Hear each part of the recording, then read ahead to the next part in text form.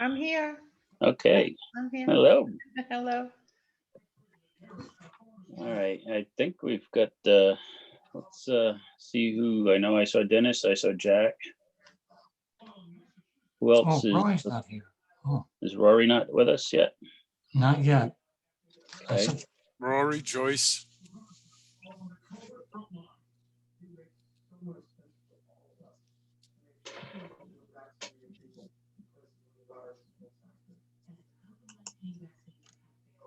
Or you can see my name so you know who I am. Yes. There's Linda. Okay. Yes. Linda Brennan, our new member. Yep. Meet you. I'm Glen. Hi, pleased to meet you. Thank you.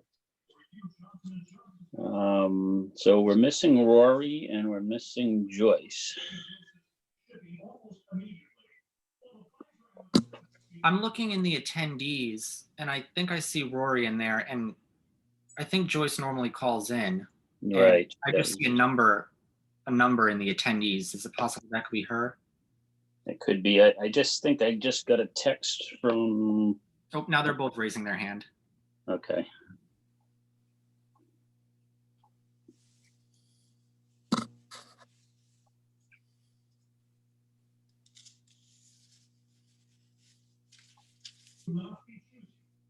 I think Rory. Hello.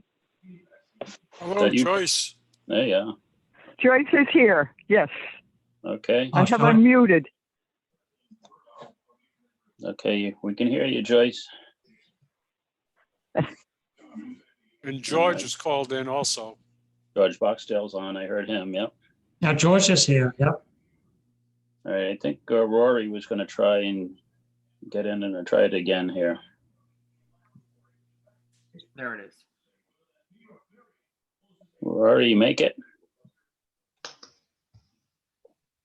She's muted, it looks like. Am I still, can you hear me yet? There we go. Now right. yeah. All right, good. I've been on, could hear you guys. I just couldn't, can you see? I'm not sure if my video is not working. Nope, no video yet, All right, but we can hear you. excellent. Thank you. All right. I'll call the February 25th meeting of the Land Trust to order. It is 6:35 p.m. We will start with first introducing Linda Brennan, our new member, because she'll be part of our quorum. She was appointed at the council meeting. I believe we're also going to be getting another member, but there was a little mess up, I think, on the council agenda to appoint the second person. So we should be getting back up to a full house here shortly. But what we do here, we're going to do our call to order and see who's on the line here and make sure we have a quorum. The meeting was posted according with the Rhode Island Open Meetings Law. So I'll call and you can say yes here or not here, but all right, Glen Underwood here, Jack Donovan. Here. Dennis Green. Present. Rory Carmody. Here. Joyce Peretta. Here. Linda Brennan. Here. And John Studley from zoning or planning assistant, correct? Yes. Here. All right. Do we have a guest on the line that want to identify themselves? Leah Kavanaugh, I'm here. Okay, Leah. I can see her. Yep, we can see her. All right. And George, are you there? Yes, I'm here also. Thank you. Okay. All right. Is there anyone else on the line that needs to be identified? All right. So we do have a quorum, and like I said, welcome, Linda, and thank you. You got all the meeting packet stuff, so I'm going to yes. start our agenda here, and we'll go right down the agenda. And I'm sure you'll have a lot of questions as we go along, and you can certainly reach out to me or Dennis or Jack or Rory individually. We can't group discuss things that obviously will be in violation of open meetings, but if you need to catch up or some notes on some of this stuff, so feel free to ask. We know that you haven't heard much of some of the stuff that we've been working on or know some of the details, but we'll go through each one of them in a detailed manner tonight to catch up. Okay, thank you. All right, the first thing on our agenda is the approval of our December 15th, 2020 minutes. Did everybody get a chance to look at them? Yep. All right, I'll entertain a motion to accept the minutes as presented. Motion to accept? Second, All right, motion made by Rory, seconded by Dennis. Any further discussion on the minutes of the December 15th, 2020 meeting? Well, yes, this is Joyce. You know, it seemed like I was trying to cut timber because of mentioning a forester, but that was for identification of trees, because Mark Tremblay has previously told us we have valuable chestnut oak up around the Bowden area. So I wasn't, in fact, he also told us in conservation we aren't required to cut. It's just that he would present a plan if that happened. That would be a conservative plan looking at the forest. Okay, but the minutes are okay. I just thought there was a slight difference in attitude toward it. Yeah, I know that sometimes happens. It's hard to put intonation into the minutes, as I think we all understand what your point was about we don't have to cut trees. And okay, with that, any further discussion on the minutes? Okay, all those in favor of accepting the minutes, and I'll call out the roll call so we don't step on one another. Dennis Green, accept, Jack Donovan, Aye. Rory Carmody, Aye. Joyce Peretta, Aye. and Linda, you weren't there, so I won't ask you to approve minutes that you weren't at there. Okay, And Glen Underwood, aye. And I'll just show you abstaining because you weren't in attendance of Right. that. Okay. More of a technical issue. All right, next on the agenda for tonight is election of officers. And what I'm going to do, since we have a couple of guests on, I'm going to skip around, if that's okay with everybody, just to discuss a couple of points here. And I'll start with Mr. Boxdale. And so we did receive some information from the attorney. I think I'm not gonna discuss all the contents, but basically I think we are in a position to work favorably with you on acquiring a small piece of that property there, just to gain us access to the Grasset property.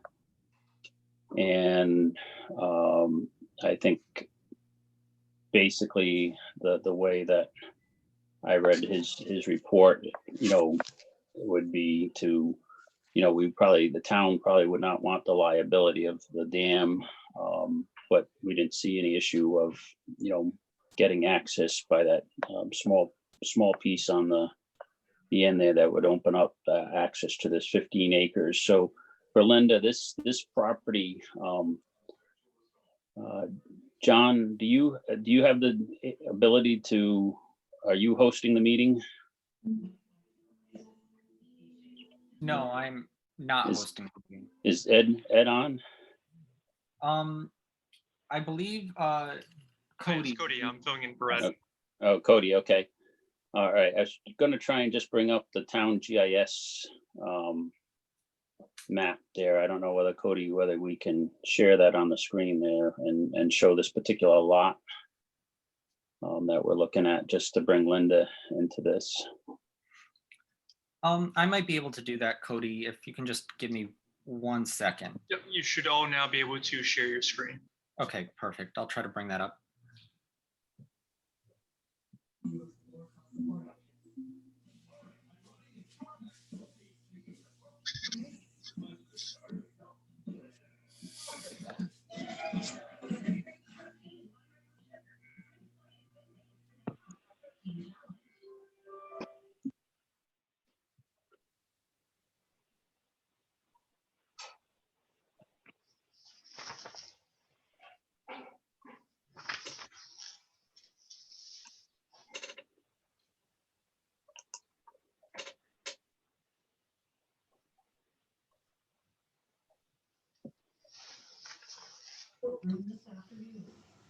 Sorry, just 1 second. Yep.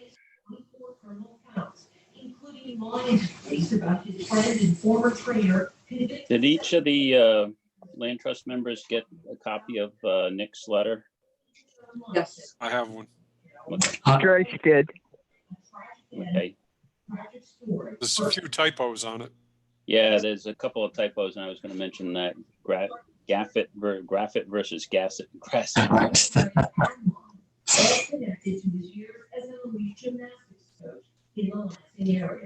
We hope that these charges will bring some measure of justice to some of the harm that was inflicted.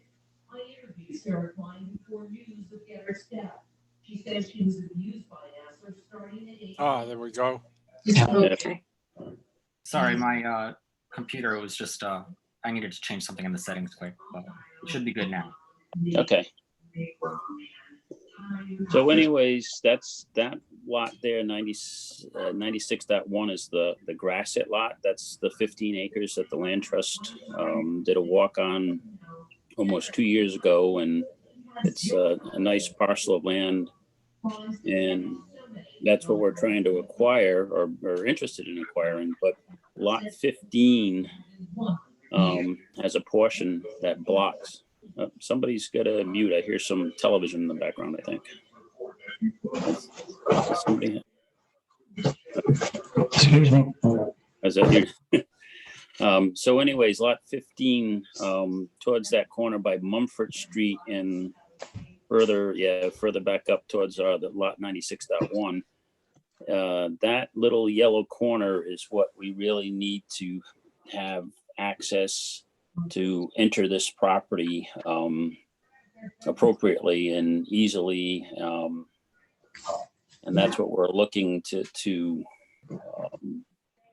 work with Mr. Boxdale, who owns the lot 15, and he was interested in possibly granting us, access, either a right of way or acquisition of this. But he also was interested in whether we wanted his whole property or interested in the whole thing, which is, I think the liability of the dam that's on that property was one of the things that Nick was, the town solicitor was concerned with.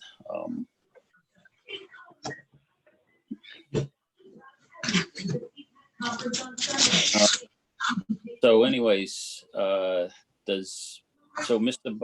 Boxdale, I guess what we need to sort of, and I know you did talk with Nick, correct?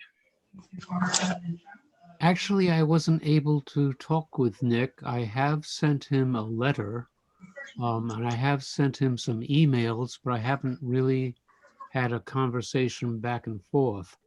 Okay. My fear is that he may have misinterpreted what I was offering, because all that I'm offering is the land trust have an easement over the property. I would retain ownership and all liability. Yeah, and I think, and just reading the letter that he put here, acquiring this small, he used the words acquiring, but obviously if you're willing to grant an easement, that we could, be a recorded deeded easement that for public access, that would, if you sent that to him as what you're really looking to do, because that was our question to Nick, to make sure that we had the details of what So, Well, I am willing to donate the access strip of land to the town, to the land trust. But I'm also willing to donate them a easement over the rest of the site so that you are able to walk a trail or utilize it for parking or whatever you need to do in order to accomplish your mission. okay, so I think that's where maybe where, so you are willing to offer an easement to all of your lot? Is that lot 15? Correct. Okay, all right, I'm not sure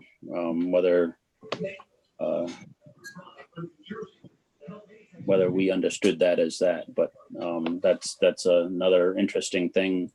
My only concern there, and I'll let the other land trust members, with the dam and the hazards for walking. I mean, we walk through there and there's quite a few things that you have to be on the lookout for. It might not be a very good area to have without excessive fencing, having people walk through. Nope, somebody's got noise in the background. I can't quite tell. You can go on mute if you're not talking. So, Dennis, your thoughts? Okay, well, we had that meeting. Again, it was broken down in 3 areas. One is that little strip, George, as I understood it, you were going to donate that. Number 2 is, we thought the dam might be safe, but after Nick's review, I think we have to stay away from the dam because of liability issues, and the town just doesn't want to deal with it because the state has their own ruling. And as far as the easements go, let's see, what did he put down in the notes?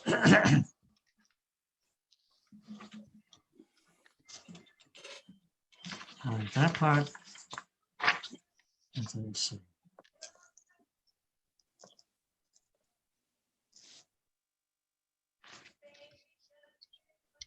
Okay, I don't see anything what he wrote now. Okay. No, I think and then I'll let the rest of our other members discuss their thoughts on seeing this. But I think when I talked to Nick, the best, if the land trust actually outright own that little end there, it's better for liability purposes. It's better for maintenance purposes. It's better for our overall access. When you have an easement is always subject to restrictions of the actual landowner. Versus actually having that little strip donated. And that way, if something were to happen on that little strip there, we wouldn't get into the liability issues of whether that was Mr. Boxdale's problem or the town of Coventry's problem. If something happens on, town land, then the town is responsible for handling the issues. But this could get, when you have an easement, it's still doable, but there's just more things that would restrict or potentially restrict us from doing what we wanted to, improve that access or whatever. So I think that's why Nick was, leaning the best solution for purposes would be, the actual donation versus of that little tiny piece by the corner of Mumford Street in there, so we could pull into that parking area that's already there. So I think I've covered that. Jack, your thoughts? That's the way I had interpreted that. Okay, Rory, any comments? No, I thought the same thing, and I think the dam is problematic too. And that building was that going to be taken down, that brick building?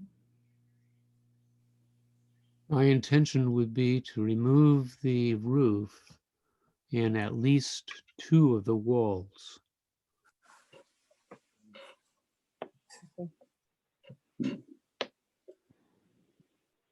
Joyce, comments?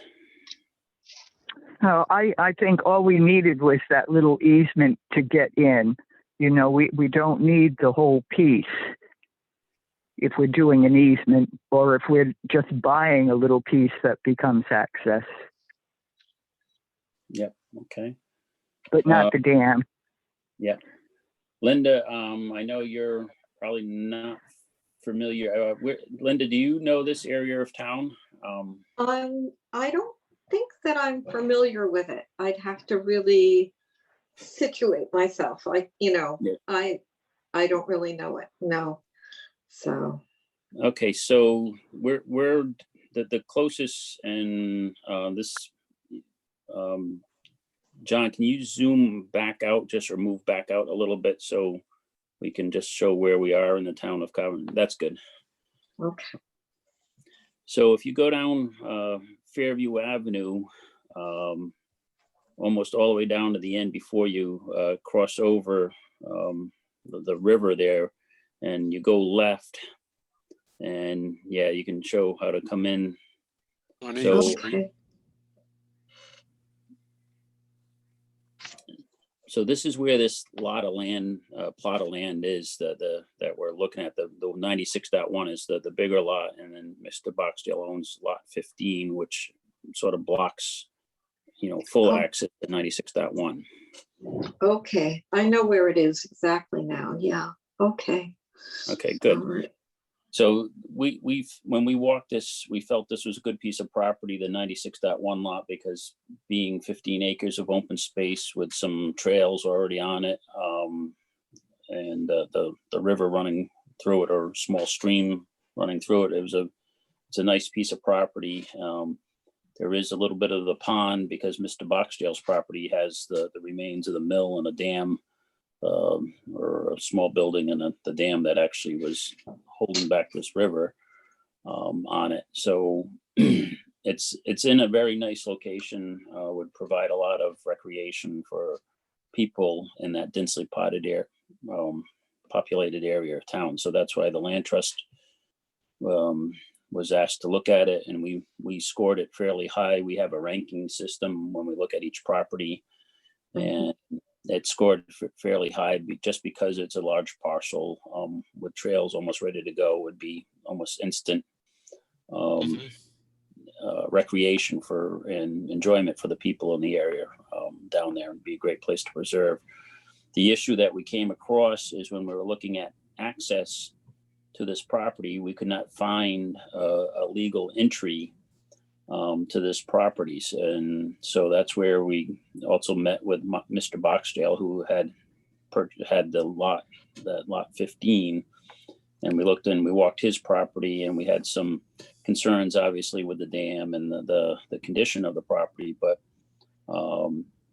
we're interested in seeing if we could come to some sort of terms on, getting an easement or actually acquiring that little corner strip on the right, so we can go in. And there's a nice little driveway there and a nice little parking area already cleared and leveled. So it'd be, like I say, this piece is ready to go, but it's two components because it's two landowners that we have to make sure we get all the pieces together. So the first part obviously is access to the bigger piece, and that's why Mr. Boxdale's on. And we asked the town solicitor, Nick Gorham, to review, this potential for any possible issues that the town may have or that would be aware of. And obviously the dam is certainly a big concern and liability for us. So we're looking for the easier way out, which I think would be to be able to acquire a little tiny piece on the east end there or northeast end, I guess it would be, but east end. And that's where I think we're all sort of leaning towards, just seeing, if we could get those terms all set up, and then we can go back to Mr. Grassett and say, yeah, we've got our ducks in a row to get access to the property, and then, come to terms instead of start negotiating a price on what the bigger lot would be worth. And of course, things change over time, and we really haven't worked hard on that number yet, nor are we probably ready tonight to discuss discuss that. We just wanted to get this first part sort of into. Well, it all sounds like you're proceeding in a logical manner. That sounds good to me. Okay, so I think our next action, Mr. Boxdale, is with again with Nick and yourself, just since you haven't really conversed or whatever. I'll reach out to Nick and just talk about terminology and how, if you're still interested in donating that little corner piece there, how that would look, so you could have an idea at least of what that would look on a piece of paper. That would be fine with me. That would also give me an opportunity to discuss what his concern is with the liability. Certainly, he would have no liability for the dam because that would remain with my lot. The only thing that I'm thinking is that if the land trust would not want that, its highest and best use, I believe, is as a conservation area. The rest of my lot. So I would be probably looking to donate it to another conservancy. Would the town have, or would you folks have any problem with that? I'll let other members answer that. For me, no, I wouldn't have. If you could get the state or somebody else or Nature Conservancy or anyone that would be interested, I certainly wouldn't have. But members, please speak. I don't think we'd have any say or control over it.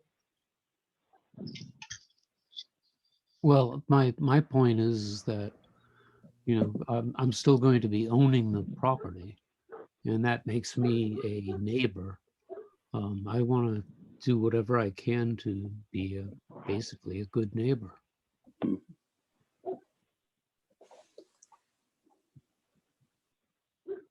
Yeah, I think we can all appreciate that. I think that's great, and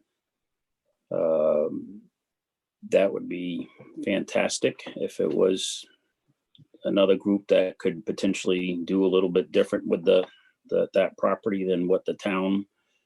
I think that the biggest thing is the town has a lot of concern about liability when they're dealing with property and public property, and just trying to protect their interests. And and we don't make as we don't make the final decisions on this. We just make a recommendation to the council, and they're going to make any of the binding terms of any donation or whatever. But if you can donate or work a way to donate to another, the remaining portion of the parcel to, or even development rights or whatever, you work out, I think that'd be fantastic. They may have some other opportunities to use some of their funds that we don't have as land trust for making the place, safe to walk or less hazardous than it is now. Unfortunately, the land trust doesn't have any real operating budget to go in there and, secure things and do things. And that's what we're really probably, we can't really take on that challenge of the rest of that property. Okay, well then, I think that as long as you're willing to accept the donation of the access strip, I'm sure that Nick will describe what he feels is a very safe and adequate dimensions for that. The other thing that I'm thinking is we just need to get it, I will call it, surveyed or described Mhm. some sort of meets and bounds. Yeah. That I'll leave that up to the town to do. Yeah, I think we would expect that that cost would end up being ours. If you were making the donation of the property, that the town would have to hire the surveyor and, write up the legal description of the donation to make that fit. And like I say, there's two parts to this. Obviously, we're not gonna do that until we're solidified with a situation with Mr. Grassett. So that'll, I think we will be able to move forward knowing that you're willing to donate that little strip of land. I think that solves both what Nick is advising us as what would be acceptable legally or for the town. And now now that we know that, we can sort of in good faith negotiate, with Mr. Grassett and his property. Well, if it would help you to enter into those negotiations, I would be willing to enter into a commitment to donate this land. This Okay. you need. Perfect. I think that's even better. So I will forward and reach out to Nick and contact him. Does anyone else have any questions for Mr. Boxdale at this point?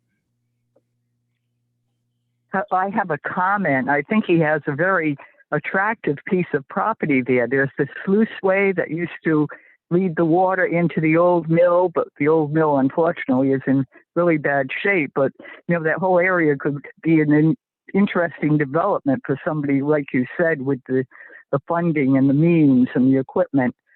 It wouldn't be, part of our land trust. It would be a separate activity. And it's thoughtful of him to consider us and to be willing to go on with something else for the other section. Yeah, that's a very good point, Joyce. Obviously it's historic and stuff with the sluiceway and the mill dam and various things. So the right organizations working together could make a little park there and do it properly. Just we don't have the control of the funds to be able to do that. So I think that's a good point, though. If it's done right, that would be really nice there.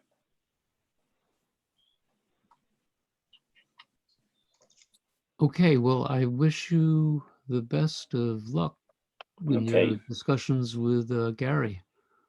All right, we'll be back in touch real soon with you, and I'll certainly have Nick, update him on our discussions tonight. Would it be of any help if I were to send along a listing of my contact, my telephone number, my email address, etc.? Sure, if you want. I think we have most of that, but and you said you've emailed Nick, correct? I have emailed him in the past, but I've never gotten a response. Okay.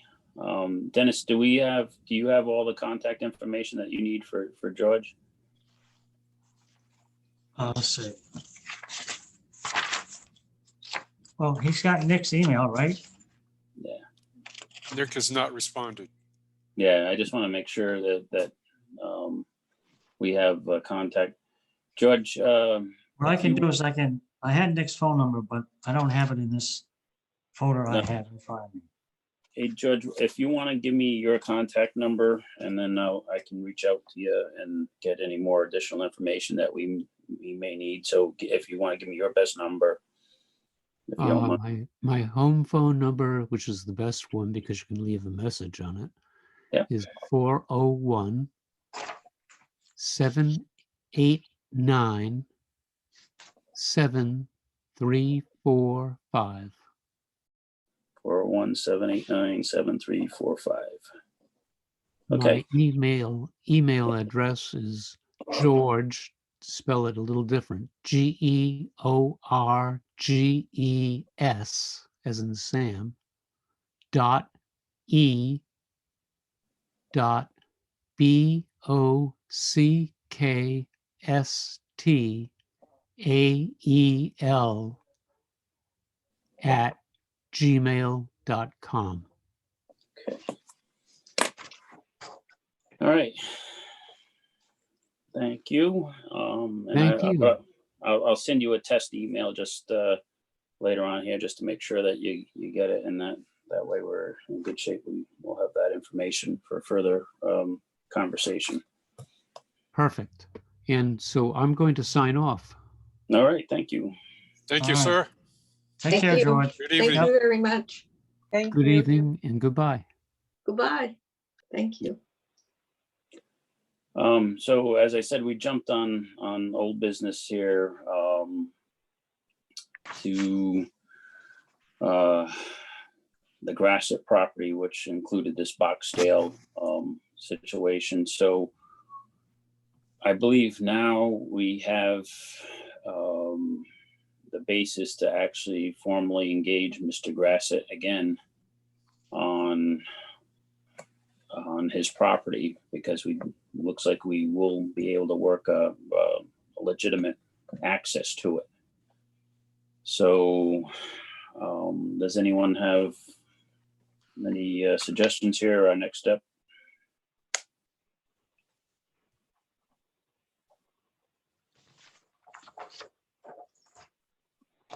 Well, if he's gonna donate the property and it's a surety, and Nick does, I guess with Gary, a subdivision, administrative subdivision only, I guess he would have to do Nick to give to Gary. At that point, once we know that's done, then I think we can start discussing, some kind of binding contract or discuss price. Okay, so I don't know whether we want to go through survey work and subdivision work. And again, it would be administrative because we're just carving a piece of Boxdale's off and eating the town of Coventry. And we're not going to build on it, so it can be handled fairly quick, but there'll be a little bit of money obviously involved in having a survey of that piece that Mr. Boxdale would donate to the town. But I don't think we want to spend that money until we're confident that we have a workable deal number that would be acceptable to not only us, but to the council with Mr. Grassett, I think. What I'm trying to say is, I'm not a lawyer, but the way I meant it to be said is, he knows that it's been donated officially, so to speak. Administrative subdivision can be done, but I'm getting the impression you might not need a survey. I don't know why I think that, I just do. Administrative survey, isn't that pretty much taking what you have and kind of blessing it and then putting it in? Into Grassett area? Again, I don't know if you would need a survey. You don't have to survey a piece of property, I believe, to do administrative subdivision, but you do have to, I won't say that for sure. You do have to come up with a deed description, and without meets and bounds, it's awful hard to do. What happens if you use the existing? He's not donating the whole property. It's a whole. But that small section, he's already, okay, he kind of already took the dimensions himself. Yeah, that's not your own dimensions won't stand up. Okay, Because if someone else ever contests the property and we don't have it surveyed, and I think, truly you have to protect your rights with the property, since it's not already. all right, okay, so the administrative, you'd have to have the survey done first, the way you're explaining it. Yeah, Before I think that it, can be done. right. And that wouldn't be much because it's only a small piece. It's not like we're doing 1,000-foot lines and stuff, but they still have to look at the deed, and then, there's going to have to be a deed description of whatever is going to be donated to us. Dimensional deed description. The dimensional, right? Okay, I'm still a little unclear on the ownership of the dam. That's staying with George? Yep. And maintenance of that dam? Yep. Okay. So we'd be looking at that small piece of land. Remember where the gate was? Right. So that The little parking. that gate was on Mr. Boxdale's property. That little Okay. road going in driveway is what, turns out to be on Mr. Boxdale's property. Yep. That's all we're looking for is that. We don't want, under Nick's advice, we don't want to get involved with the rest of the property. Exactly. Just because of all the other issues with liability and things. So what we need to do is, get a administrative subdivision of that little corner lot, Yep. and have it surveyed so you have the right measurements of where the actual bounds are of what we're getting. A deed description would be written up that shows you all the measurements. And then it's just transferred over to the town of Coventry. Okay. If we're going to do that approach, then we'd have to have an executive session and start talking to him. Like a P&S, based on what we just discussed took place, and we try to come up with a pricing that he's willing to accept or we're willing to accept. And then when that gets done, the P&S should be a piece of cake. And you're talking Mr. Grassett's property now, so we need an executive. I'm talking about Gary's property. Right, the big. Yeah. And on the assumption that this will get done, and he agrees, but the P&S or negotiations is subject that takes place. He gives us a price and, our guidelines of how we want to do a binding contract. And when that's done, the deal is done. All right, so for our next meeting, our next board. Does that sound like an approach, is what I'm asking? Yeah, I think the next approach is an executive session to discuss. Okay. All right. Does anyone else have any other thoughts on the Grassett's property there, that the next step would be for formulation of numbers? We don't have an acreage for the access that we want, do we? We can Because we haven't cut up. It's, Cut up. Yeah. We have a measurement.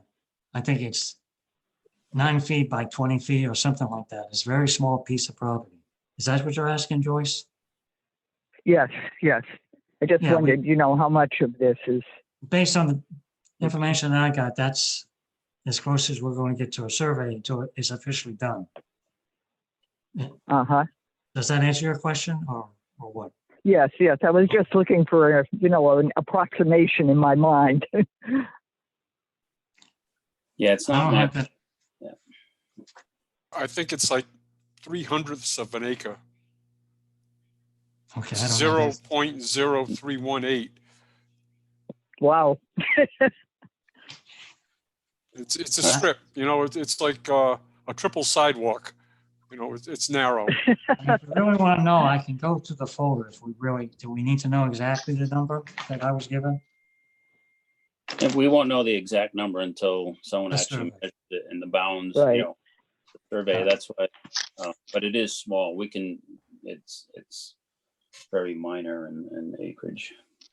So what I'll do for the next meeting, I will send Gail a note to have on our agenda executive session to discuss potential acquisition of Grassett property.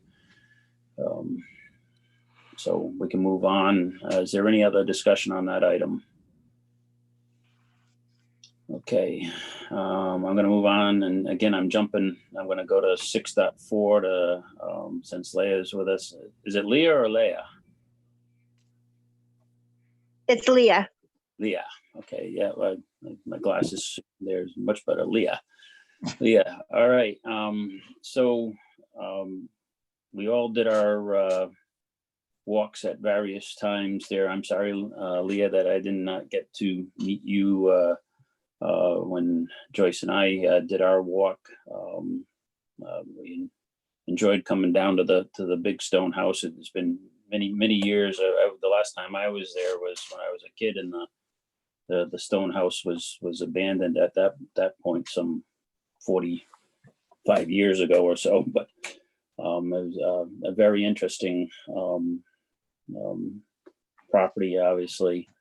So what we need to do, two things while we have you here, and I'm not sure that, I believe Nick said he did have some conversation with you on the property.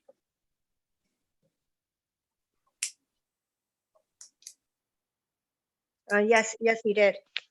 Okay, and I guess the way that I'm understanding things, and I just wanted to make sure that we're all on the same page, based on Nick, and Nick had a couple of things that he got a little bit wrong under my remarks on this, is about the quarries. Most of the quarries north of the house, not south, although there's pieces of stone and stuff, but and the quarry is not as deep as what Nick sort of implies here. I think when we hear quarry, we think of those deep quarries that are big things, but that's neither here nor there on the discussion. But we're looking at development rights, I guess, and I'll let you talk, Leah, as for your thoughts on where you're at, and then we can sort of go along, because I think Nick was not really concerned, from what I see, about development rights being something that be very difficult for us to work under.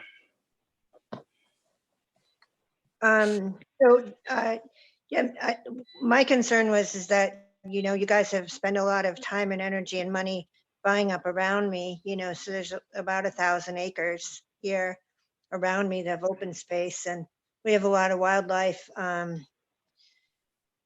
I'm sure that you noticed the ledge road was kind of undevelopable because it wasn't wide enough.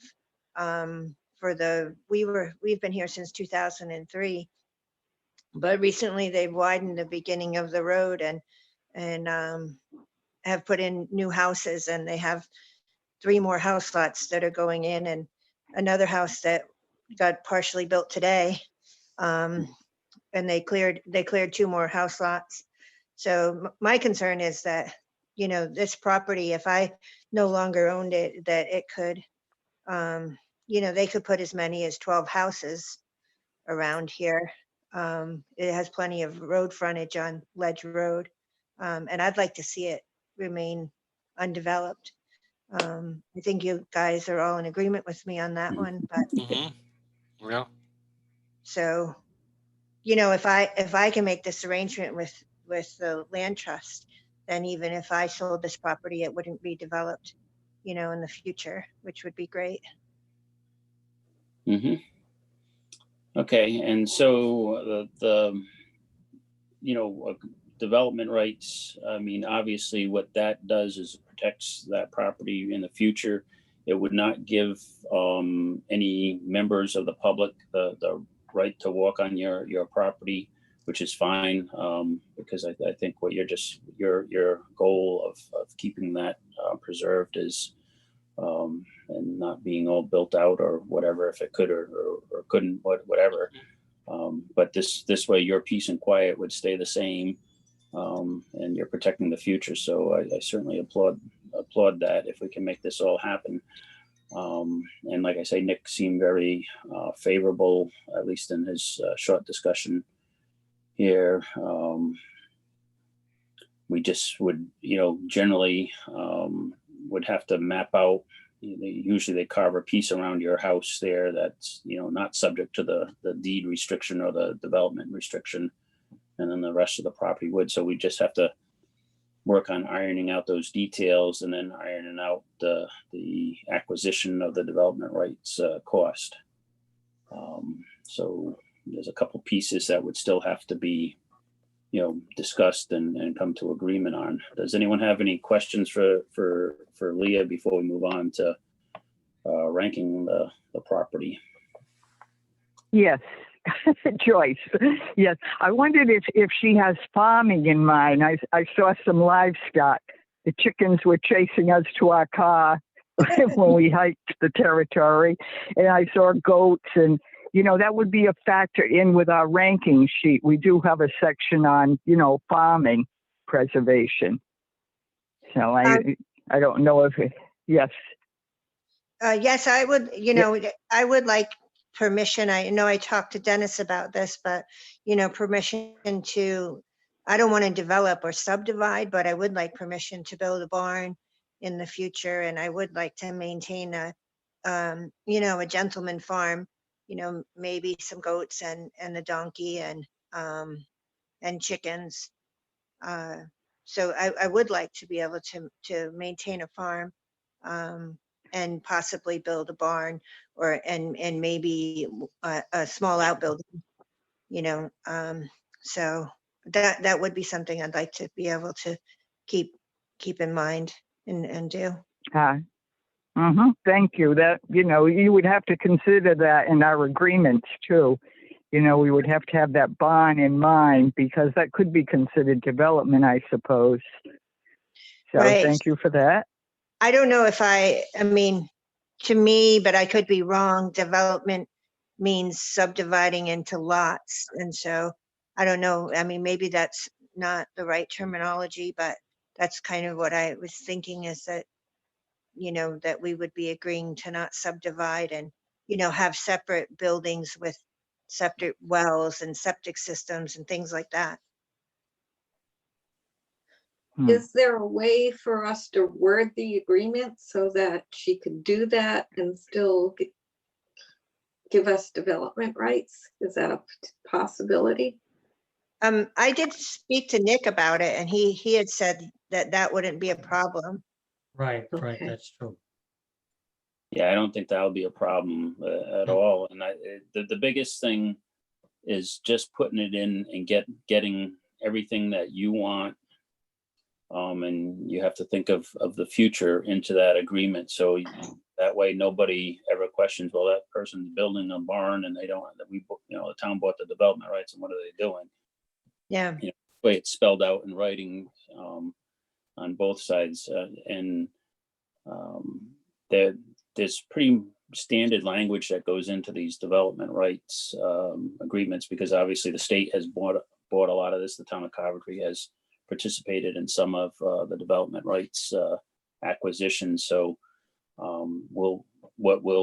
we can do once we start getting a number together, discussion on that, we can, Nick could probably start drafting up the language, and then you can make sure that on your side, everything that you are looking for is in there, because we certainly don't want to 10 years from now have an issue, because development rights, once they're gone, they're pretty tough to do anything with because they're in perpetuity.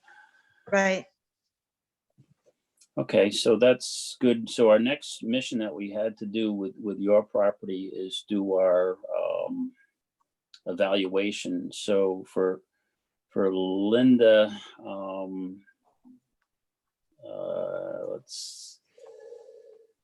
this will be you have not walked the property yet. So we certainly want you, do we want to wait and give Linda an opportunity to do a site walk on this property?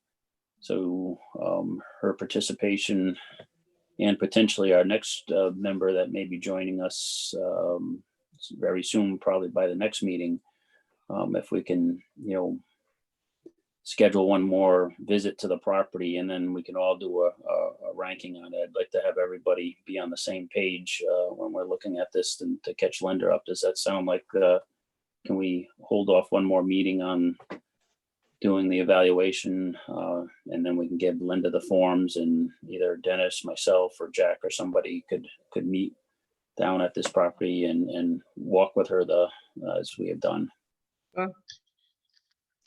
I have a quick question. Yeah. Since we've already walked the property, under the guidelines, I don't know if we can walk with Linda on the property. Because I brought that up when we started going groups, like two to a group. And Mhm. I was told that once you're walked the property, you can't go back with a member who hasn't walked the property. 'Cause Really? Where does Yeah. it say that? No, Who I'm just told you telling you, no, I got it out of the planning department. Who said that? No, I don't want to drop names. It's one of the- I think yeah, I can see the concern that you could be say that you're trying to influence somebody. Because site walks are, your own independent, but because Linda hasn't been on one, I'm not sure, we all sort of learned together because most of us joined, and some people like Joyce and Jack had previously been on site walks. I feel a little bit uncomfortable just sending somebody out by themselves to, so that's why I'm not sure whether that's, I mean, Leah, I should say, Leah could walk with. She could do it, yes, absolutely. I'm happy to do that if it makes it work for everybody. Yeah, well, It would- then I'm Dennis, also happy to sit this out and let you proceed, and I'll jump in on the next, if that's okay. well, this might be one of it's up to you. I mean, I don't mind waiting, because then, I'd rather have everybody's participation on this. I'm not sure what our next site walk will be. But If this is a Leah good- is, I didn't mean to interrupt, but if Leah's willing to walk with her on that property, that would work. Yeah, no Okay. problem. No problem. Okay. Okay, Well, so what we'll do, Linda, we'll send you, and like I say, we're probably gonna have another board member appointed between now and then. Anyways, we can send you the ratings form. Okay. Email you that, so that way you know what you're looking at for evaluations. But I think this one would be a good one for us all to work together on when we do a rating on it. So a good run for you to learn, and especially if we get another board member for the next meeting too. This is the ideal piece of property to evaluate. Okay. Okay. So is everyone comfortable with postponing actually doing the ratings until next meeting? Yes. Okay. Any other discussion on that? And our only other agenda item on this, which we'll just postpone out, will be obviously, Leah, after we, do our ratings, and I think we all believe that we'll probably score, favorable in being a parcel to preserve. We'll be coming up with a dollar amount for acquiring your development rights. So on our end, we would probably have to get some professional help to help us to understand the value of development rights, because I know different people have different thought processes on what they're worth and not worth and stuff. And I think the best thing for the land trust is to have, somebody professional guide us on that and on our side. This sounds reasonable. And then you can be thinking in your mind what you're looking at. But I think having at least a professional appraisal from that we will have to get. And I think we would have a couple of firms that the town has worked with before to do this kind of work. But so that would be the next step after we go through and score the property at next meeting. Then we can recommend that the town get an appraisal done on the development rights. Okay. So how are we going to set up my walk? Should I just wait to hear when we have a new member and then we'll walk together? Is that? That's probably the best. Linda, what I'll do is Jack, have you seen I know you follow the council agendas closely, whether they were going to move that next appointment to the next meeting?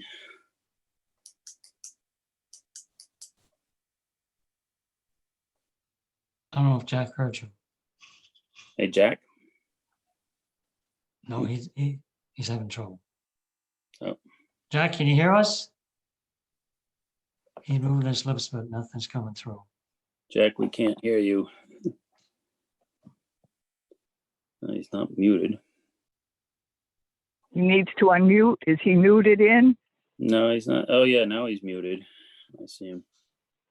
He is muted. Jack, you're The muted. host unmute?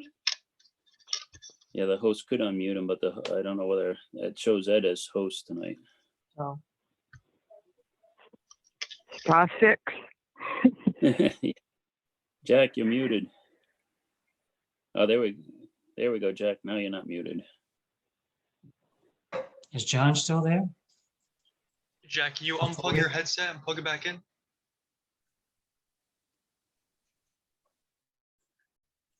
Jack, try and talk. Yeah. There we are. All right. Oh, Okay. fine, good. Thumbs up. Okay. Glenn, I don't know if Glenn had a question. Jack, can you hear us? Yeah, I can hear you. I can hear you. Do you know Yes. when they're gonna, the town council is I gonna? do not appoint- know when the next one is going to happen. Oh, All right, so Linda, I'll find out when, if we're gonna get an appointment in the next, at the next council meeting. I believe that's what I was told, that the way I got it from Gail, at least, that there was an issue that they had thought there was only, they didn't want to approve two because it said one position on the agenda or whatever. But anyways, I'll find out for sure. And then we'll go from there and get a setup with Leah there for a site walk for you and this other appointee. And we'll get you the documents, the review documents too. So that's another agenda, another issue to tackle here.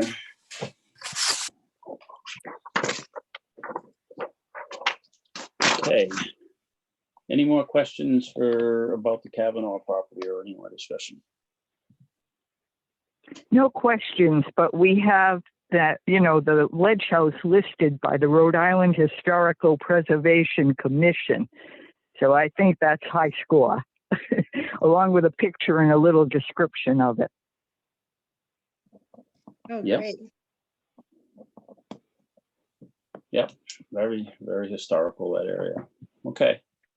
All right, thank you, Leah, for attending, and we'll certainly, Linda and one of us will reach out to make sure and schedule one more visit, and if you'll be able to walk them around the property there and show them what you have there, that'd be great. And I will keep this moving.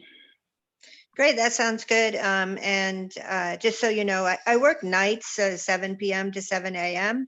And so even midweek, I pretty much could go any day with Okay. them. Okay. And I babysit Mondays and Tuesdays. So I have to do it either Wednesday, Thursday, or Friday. That works. That's fine. Okay. Great. Thank you. It's great to meet all of you, and thanks for taking the time to do this. Thank you. You guys have a good day. Okay. yeah, Bye-bye. thank you. Have a good Bye. day. Good night, I should say. Thank you. Thank You you. too. Bye-bye now. Bye-bye. Bye. Thumbs up. Okay, all right, so we covered a couple of our old business items here. Let's see. Land, I'm gonna go back to our agenda. I'm gonna save, if it's all right, I'm gonna save election of officers to right before the end of the meeting for 2021. So just finish out the way that we're going here. Jumping back up towards the top, discussion or action on land trust council dues status. I think we wanted to make sure that our dues had been paid. I'm not sure, John, you might not know because I had given the stuff to Russ and he was going to turn it over to get the check out. Yeah, I'm not sure. I know that we had sent something over to the town hall, and it was my understanding that that was being taken care of, but I can check with Russ just to make sure. Okay. All right. Now we'll move on to Heritage Estates, or what we want to call the Janice L. Sullivan Conservation Area. And we have a couple of agenda items on this. And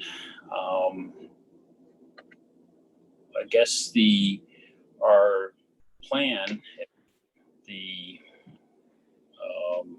COVID situation agrees with us, this fall would to hold our land trust days at this property at the what is currently the Heritage Estates, but and basically for Linda, what land trust days is events that are held by various land trusts throughout the state of Rhode Island.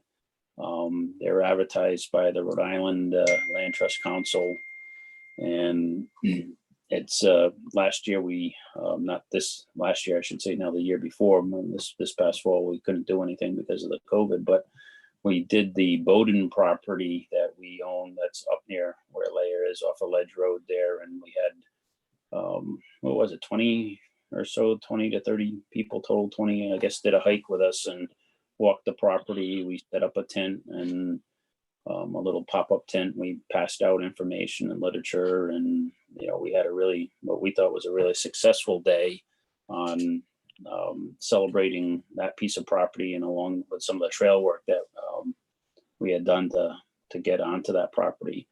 And this year's event for 2021, originally we were going to do on our what we call the Stella Hall property, which is on Stump Pond down there in Coventry Center.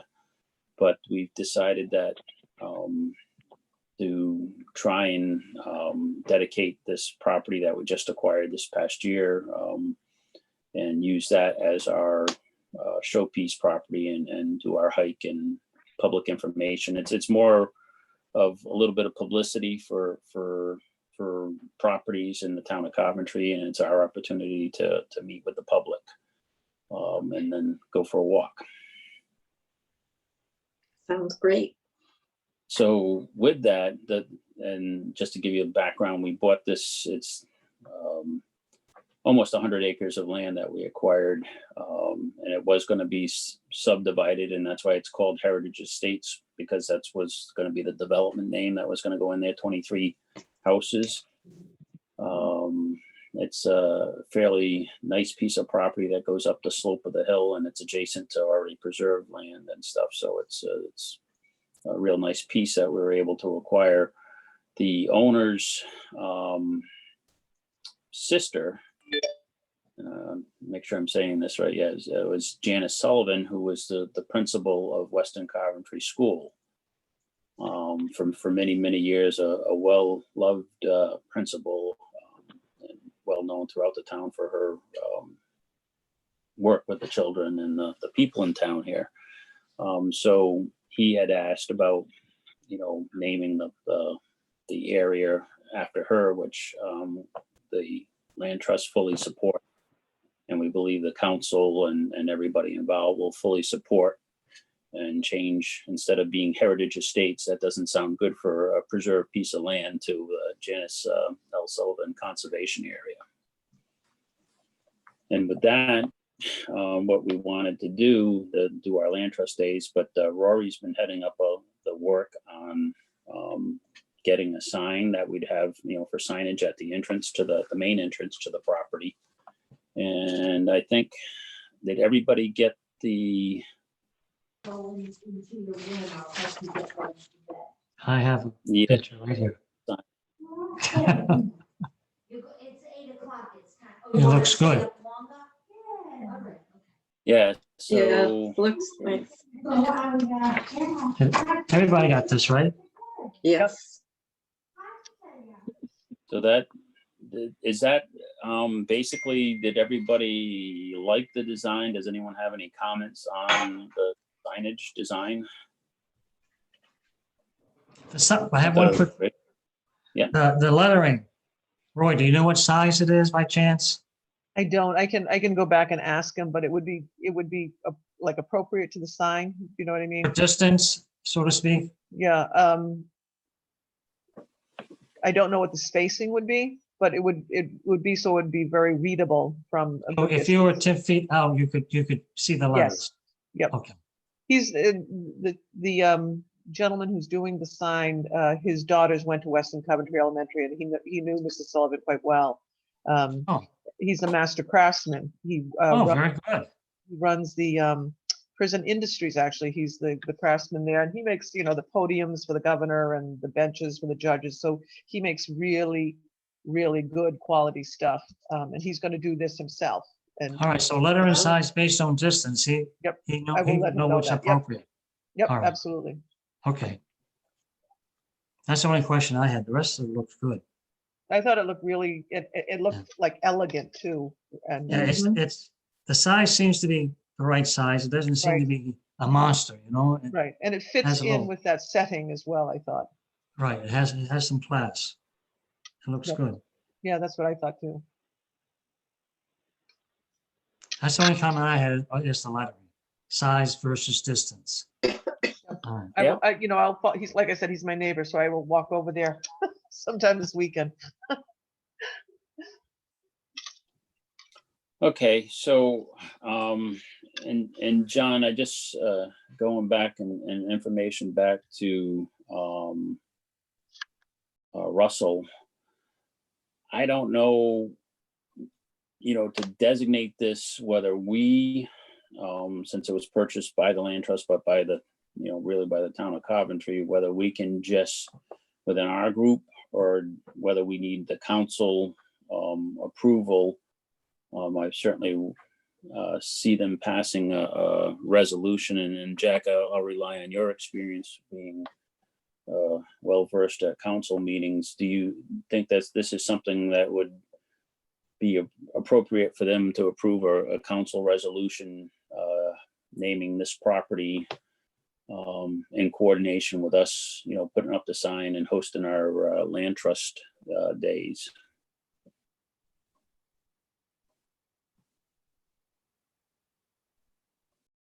Jack? Jack, you're muted again. Jack, you muted? Jack is now not muted. Hey, Jack. Your headset plug in again.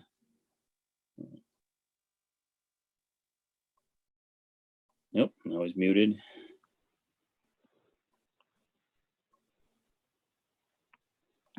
There we go. Jack, are you with us? Unplugging your headset again, that might work.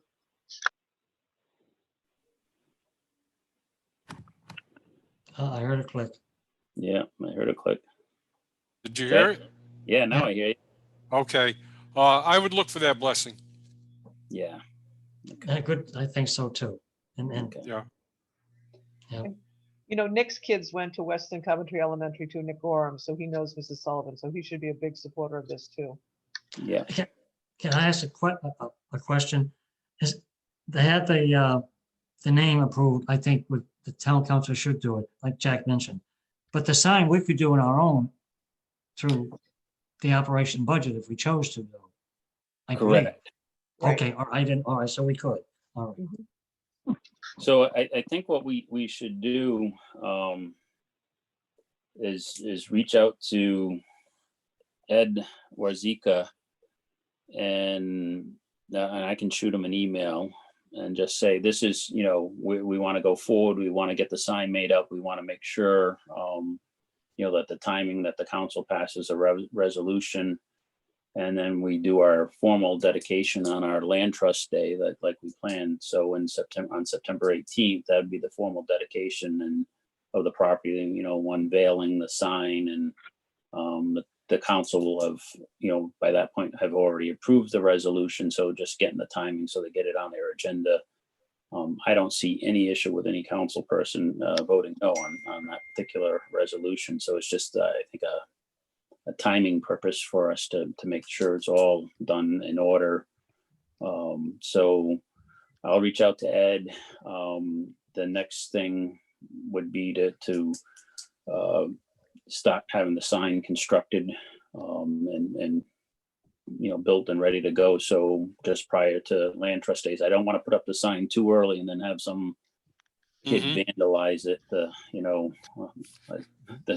before we do the opening. But I shouldn't say kid because there's other people that do vandalism these days. But anyway, so I will send Ed on this action an email, and then at the next meeting we can do the formal approval of spending the money to construct the sign and start the construction of the sign. And then we'll just keep on working. I think, Dennis, you had a pretty good list of action items that we used for The task worksheet? the task worksheet. Okay. So what we'll do is we'll put that on the agenda for next meeting for land trust days, the task worksheet, and continue. So we get those little bits and pieces, and it took us a couple of months to get everything in order, but we did a good job last time we did this. So All right. if you can, Next meeting. next meeting, have that ready to go. Task sheet. It'll be a first pass, and then we can have people, put their name to a task, or maybe I forgot a task that should be done, and those type of things. Yeah. So for Linda's purpose, Dennis has developed a lot of task worksheets that we use to keep us in order. Dennis's background is very good at keeping me straight, at least on things. And this everybody keeps us straight. this task list is pretty good. We all volunteered and we all worked on stuff, and it covered pretty much everything that we needed to do to pull off a public event. So we will discuss that at the next meeting, and then you can volunteer for whatever portion. You don't have to volunteer, but there's various little tasks that we do to make this a successful event. Can I ask a question back to the sign? Yep. Roy, have you guys decided on some kind of a color tone for the sign? Like a browns or the It greens would or be yellows? brown, it would be a wooden kind of sign. It wouldn't be like the green painted with the yellow that's present. It would be that darker wood, pressure treated, but again, elegant looking. It's all going to be pressure treated, even? Yes. Okay. All right. What's oh, no, okay, that's good. That'll work. All right. I don't want to get too detailed. It looks good. All right. The only other thing we had under the this topic, the heritage estate, that we haven't discussed so far is management plan. John, did we get that completed and that work done? Yeah, so the way that we left it off last time was I had written it, it was all finished. Russ was going to do his final review, and we were sending each member a draft for comments. I had received those comments and made changes, and our office has since sent that management plan to Michelle Sheehan at DEM. So they are in receipt of that. So we should be all set. So they have it. Yes. All right. All right. So that's off. Should be off the status agenda. Okay. All right. So that should cover. Anyone else have anything for the heritage property? And I'm going to stop trying to just say the Janice Sullivan Conservation Area so we get used to and not make a mistake. That's what we'll call it. All right. So going down the agenda, then a couple more things that with the McGuire property. For Linda's purpose, John, can you bring up that lot 317, plat, I should say 317 lot 18, and show Yes, just 1 second. So Linda, this is a piece of property that's, again, adjacent to a lot of protected land. It's a landlocked piece that you will see. It's a small piece. It's about 7 acres or so, but it's there. It's on the edge of Stump Pond. And are you familiar with the Trestle Trail Greenway in Coventry Center? Oh, you're muted, Linda. Yes. So where Phillips Hill Road by the Men's Club crosses the Greenway, this is just west of that area. You can see right there's Phillips Hill, and there's the Trestle Trail, the red lines within the red lines. And this parcel of land is landlocked, and the owner is interested in selling it. He actually lives in New York, and it's not really a developable parcel of land because it is landlocked. Okay. We did a site walk on it. All the members greatly like the land, being that it's, it does have frontage on the pond, frontage on Trestle Trail, so it would make a great place to put a lookout trail to go down to the edge of the pond or near the pond. And it's actually up on the top part there. You're up on a little bit of a hill, so you can look out over towards the water. So it's right about 7 acres. So our last conversation that I had with Mr. McGuire, that he was willing to still interested in selling the property. He had given me his dollar amount of valuation, and obviously we're not going to discuss numbers out in an open meeting for our perspective, but he was thinking somewhere around 80,000, which is much higher than what the tax appraisal on the property, and it is landlocked. So, but he is interested in selling. And I think our next step on this property here, again, would be for us to come up with a number amongst ourselves, and that we could probably add to the executive session and say what we'd be willing to offer for that piece of property. And I think that's how I left it at the last meeting. Everybody should be thinking of a dollar amount inside.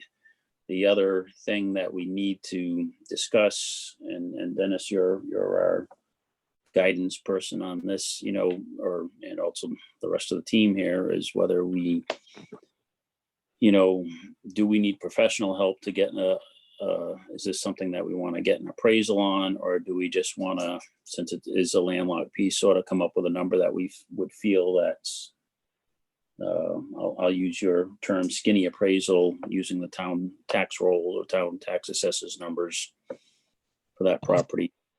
Giving it a little bit of thought, which I have, I don't think an appraisal would be necessary here. I think, between the tax record and our own gut feeling in the surrounding areas that we're looking at, I think we can make an offer for him to think about.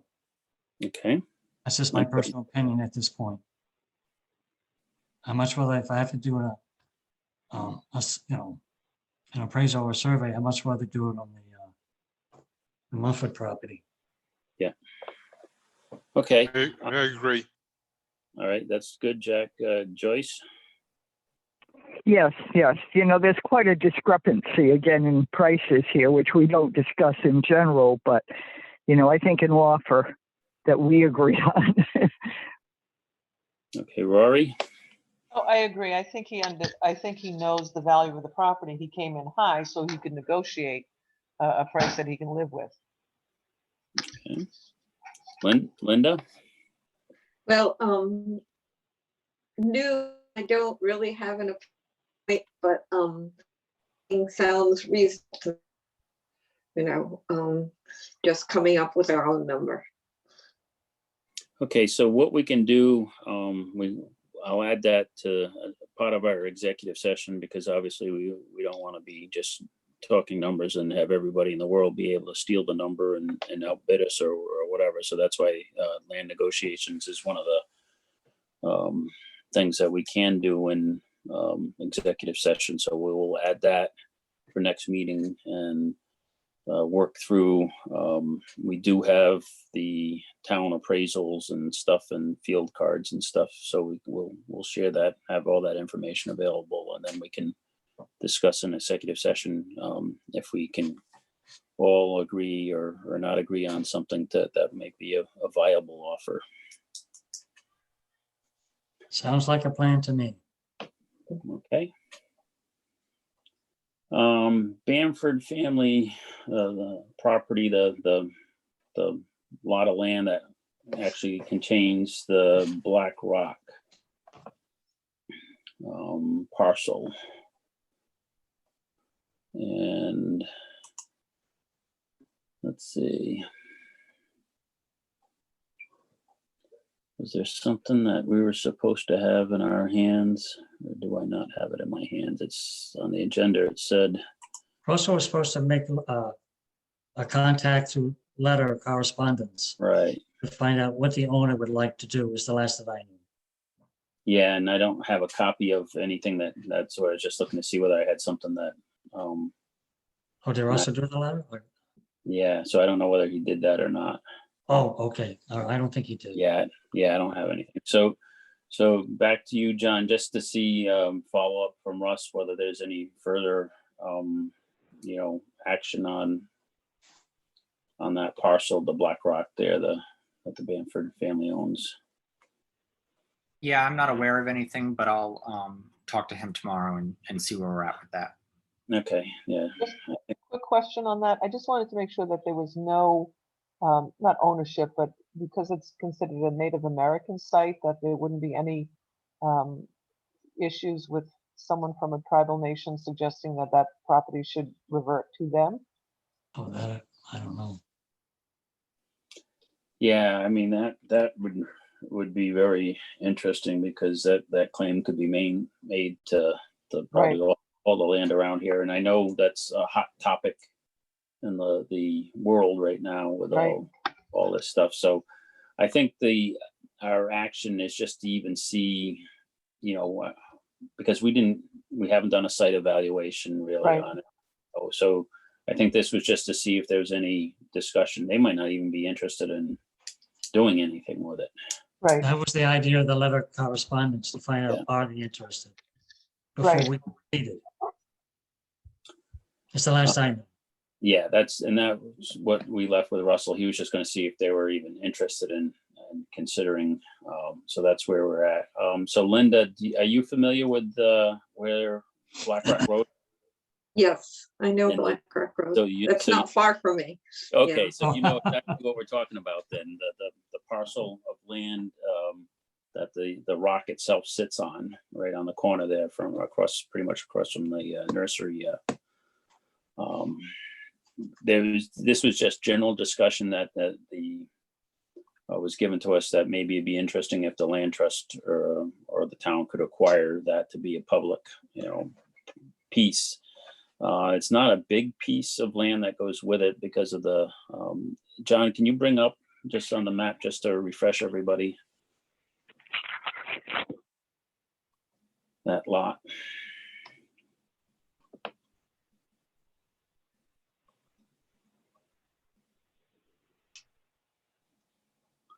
So it's just under half acre of land there. That's right there. Right there, that's 72.2. Okay. So that's, and again, the landowner it wasn't like the landowner approached us. This is sort of doing something a little, proactive just to see, and it was mentioned, we should look into this. So we're doing our due diligence, and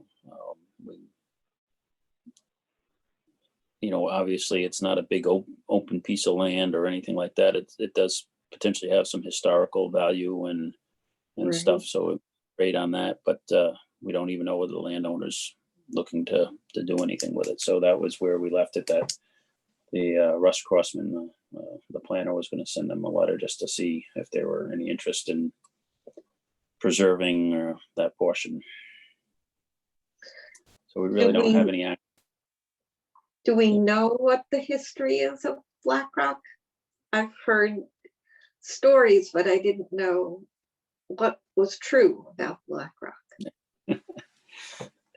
I'll let Jack answer that Yeah. maybe, because Jack he's is Well, I history think guy. there's reference in one of Ray Wolf's books to that.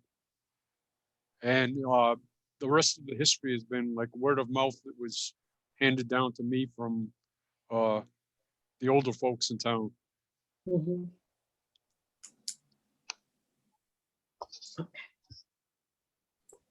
Yeah, so how much, it's one of those things. I mean,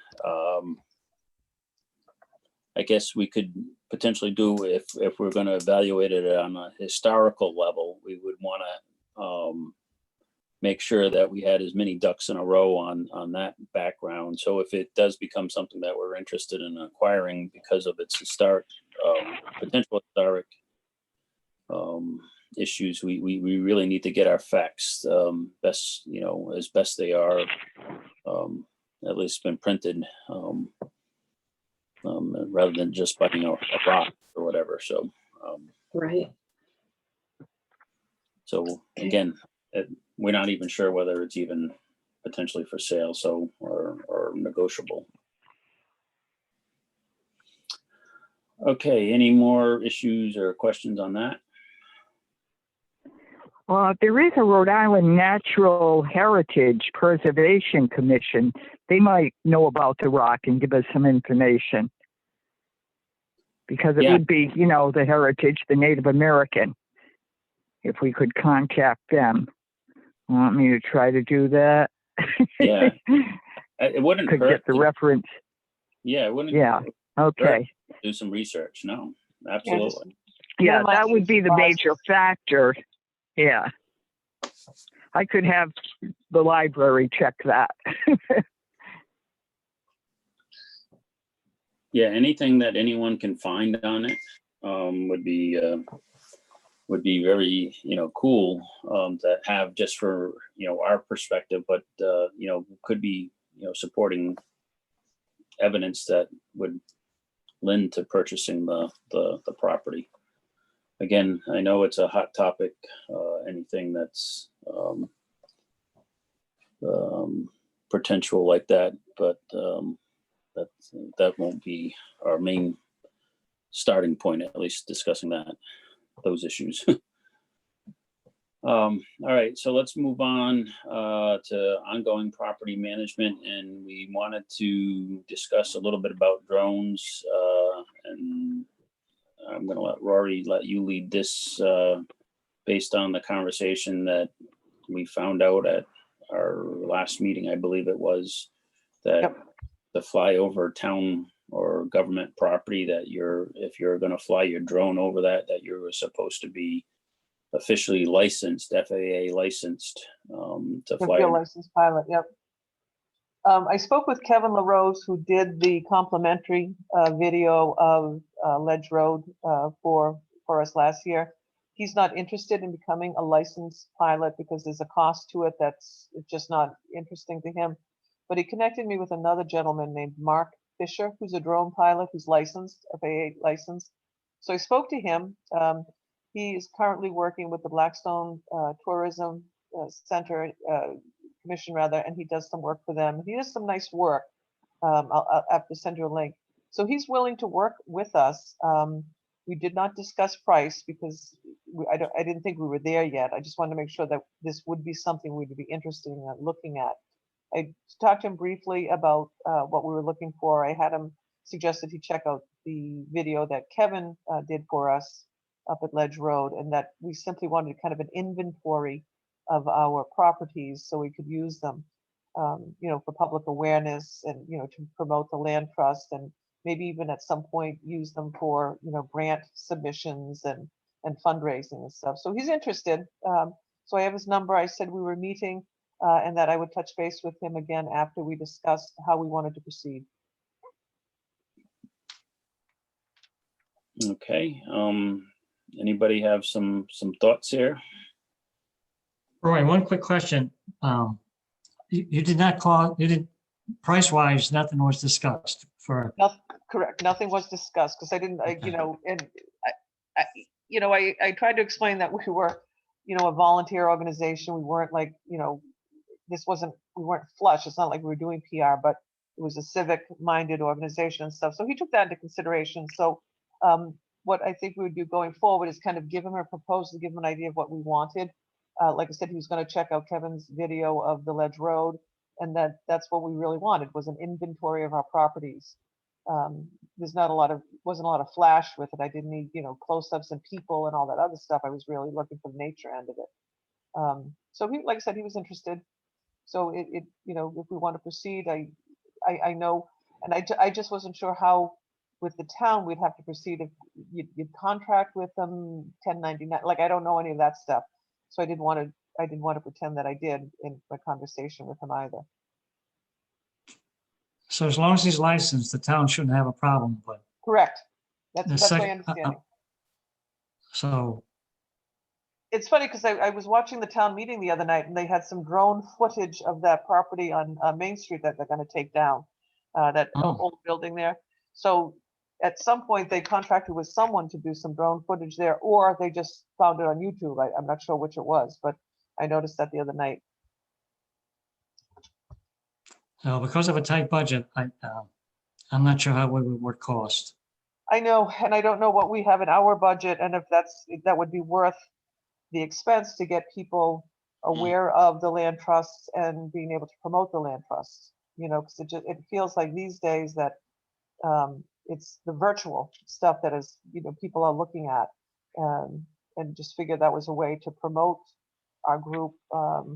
And again, I think it was helpful in our grant submission to DEM that we had that information. I know Rupert thought it was kind of a clever PR thing. So I don't know. It's hard to assess the value of that because this is all new. Well, We do have to advertise. I think that's important, how we do it. Right, and I wonder if that's a cheaper way of advertising than other ways, because then you have it I don't- permanently. I don't know, that I don't know. Right, at least with the drone footage, you have that forever. You don't have to, you buy it once kind of thing. Do you know what I mean? It's not like a paper or a pamphlet or something else, or even a TV commercial. You buy the drone footage once and then you've got it. Oh, well, that's good to know. Yeah. yeah.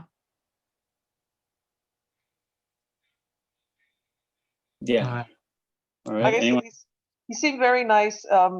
Kevin LaRose said he often does work with him.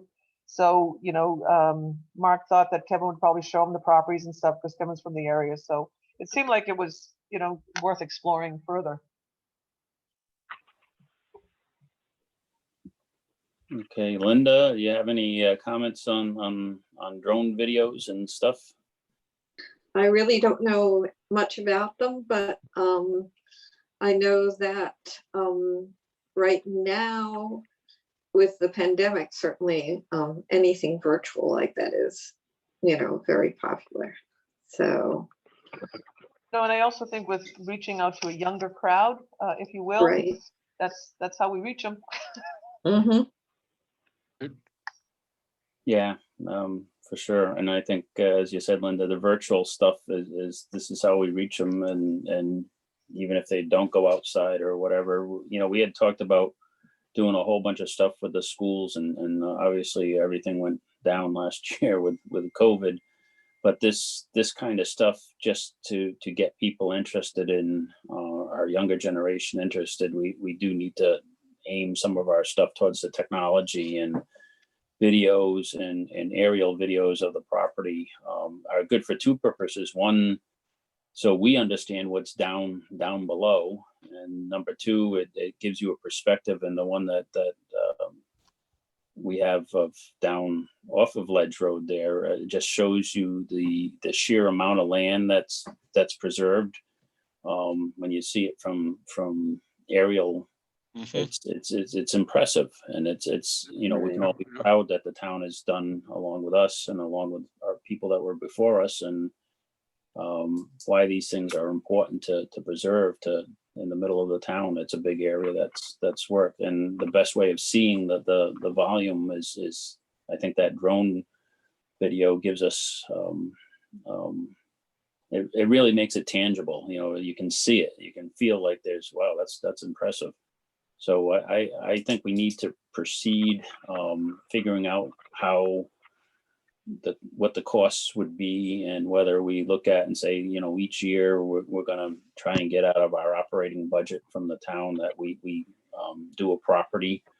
One of the things that whenever the town gets involved with any service or whatever, we got to watch out that when you get to certain levels where you got to have different bids and things, but I don't think we'll be at, I don't know what the current town bid for services are. That's something we'll have to see, whether just, you know, this would be a, you know, whether one parcel that we're going to get done this year, you know, would be a dollar amount we don't have to put out for bid, you know, and it'd be a professional service or whatever. But so I think what we should do as a group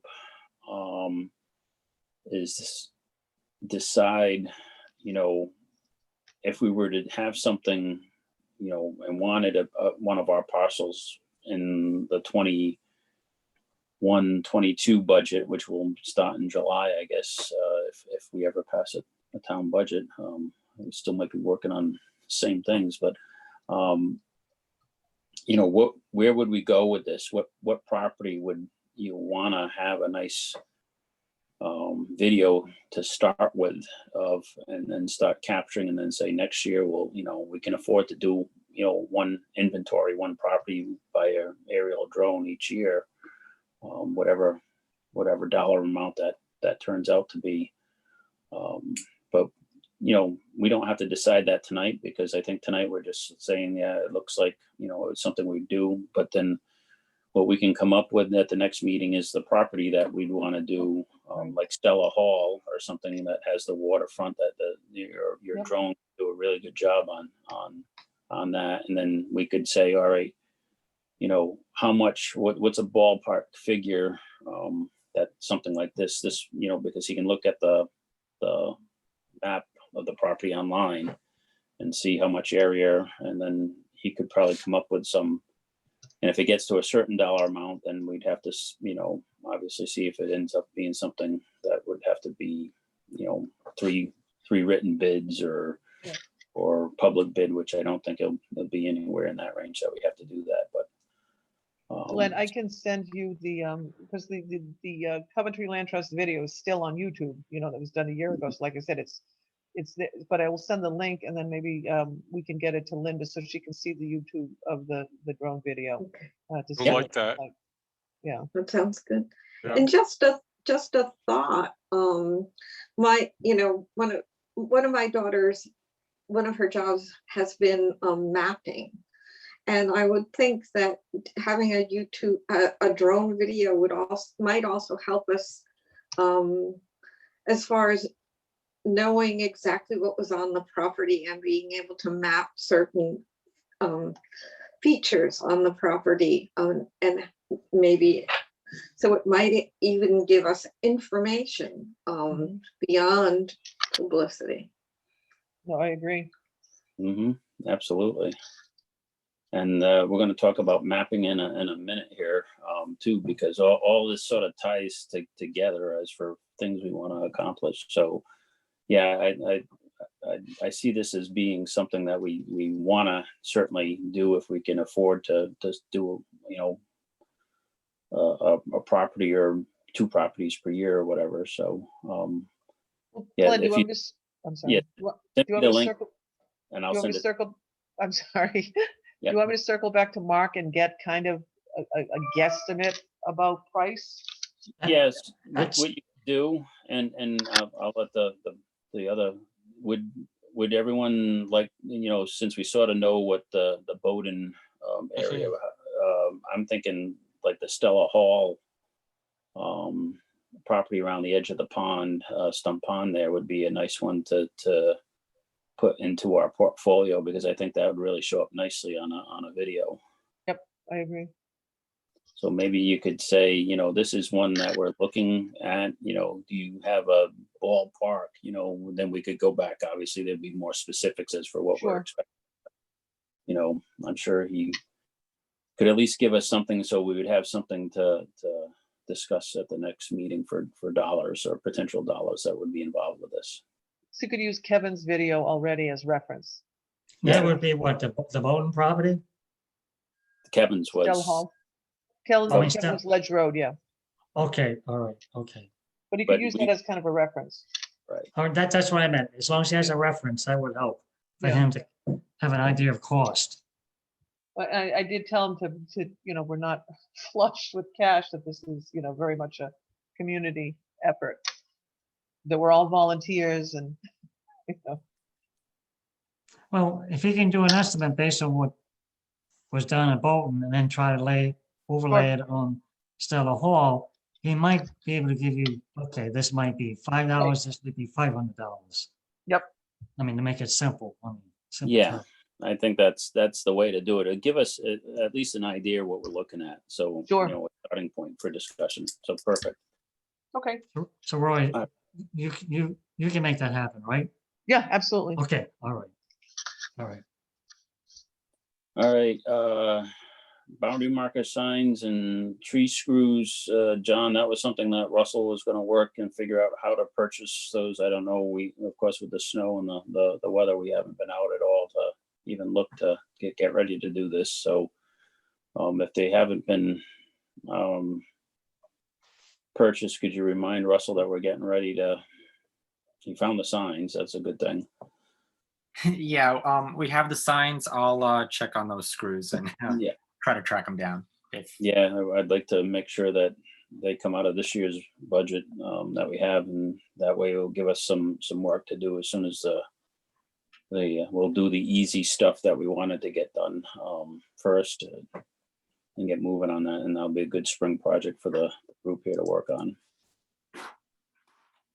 And what that is, Linda, we have had signage made up, so there's small boundary marker signs that if you've ever gone by some of the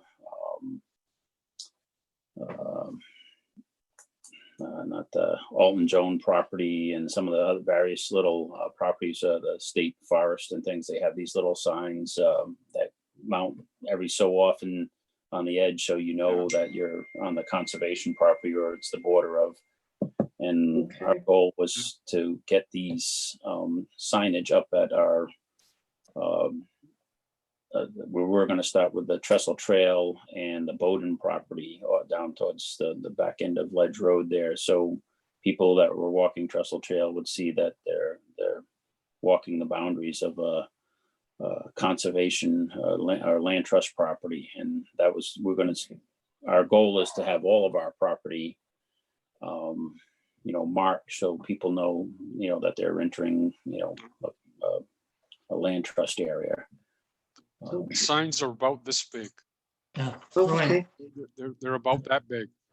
the email that you sent, our signs are similar to this, but not the same wording. Okay. All right. All Roy, right. this is. I didn't get a chance to reply, give you a copy of the signs that we have, Roy, but it's the same concept, except the language is different. Okay. Yeah, so that's one of our goals is to get our property inventory marked, and that's where we need to get those signs so we can get the easy stuff done. Kiosks. Anybody have any update for kiosks? Well, the one on Stella Hall has to be done. And we have to put some, what do I want to call it, enamel paint on the one on Bolton property for protection. So, now I don't know if we want to put on the Bolton property where the greenway is, where, the trail where there's an entrance. I don't know if we want to put a kiosk there, plus where the parking areas on the Bolton property that Chuck did for us. We should maybe put a kiosk there. So between repairs and maybe putting 2 up or 1 up, Just an idea. I think repairs probably should take priority Okay, on, you know, Alright. do something, fix what we have that exists before we move on and put something else in. there's Stella Hall and we know about the Bolton. We have to put some enamel paint on the frame, which we didn't get a chance to do. And Stella Hall still remains keyless. Yes, oh yeah, I gave up on looking for keys. Okay, So we can just take that lock out, we can plug it, and we can put latches the way we did at the Bolton property, you know, Joyce's idea, using those little latches. Unless somebody's got a better idea. No, that's probably the best solution that we need. So let's, I think Jack's right. We'll get the stuff that needs repaired, and then I do think having some sort of marker at Trestle Trail and the Bowden Trail to come up, you know, we should have something there so people know that that's a public trail that they can hike on. So Because I've been told already on the Bowden property from Ledge Road to the trail, that people walk that quite a bit now. Yeah, The feedback that I'm getting, I mean, that's good. That's good. that is good. Yeah, we'll do our, as soon as the weather breaks here and the ground isn't quite so muddy, we'll do our walks on the property. And Linda, certainly we'll be able to show you what we've been working on. So we'll have a couple of work sessions this spring and to go through, and basically we just walk the trails, make sure we pick up any tree limbs, and I bring the chainsaw and stuff, and we'll get an idea where we stand on trail maintenance, you know, after the winter here. Mhm. Okay. Okay, so that's the kiosk. We have 2 to repair, and then we probably need to see if we can get something installed down at Trestle Trail to mark the Bowden Trail. Maintenance requirements, well, we just talked about it. We need to walk.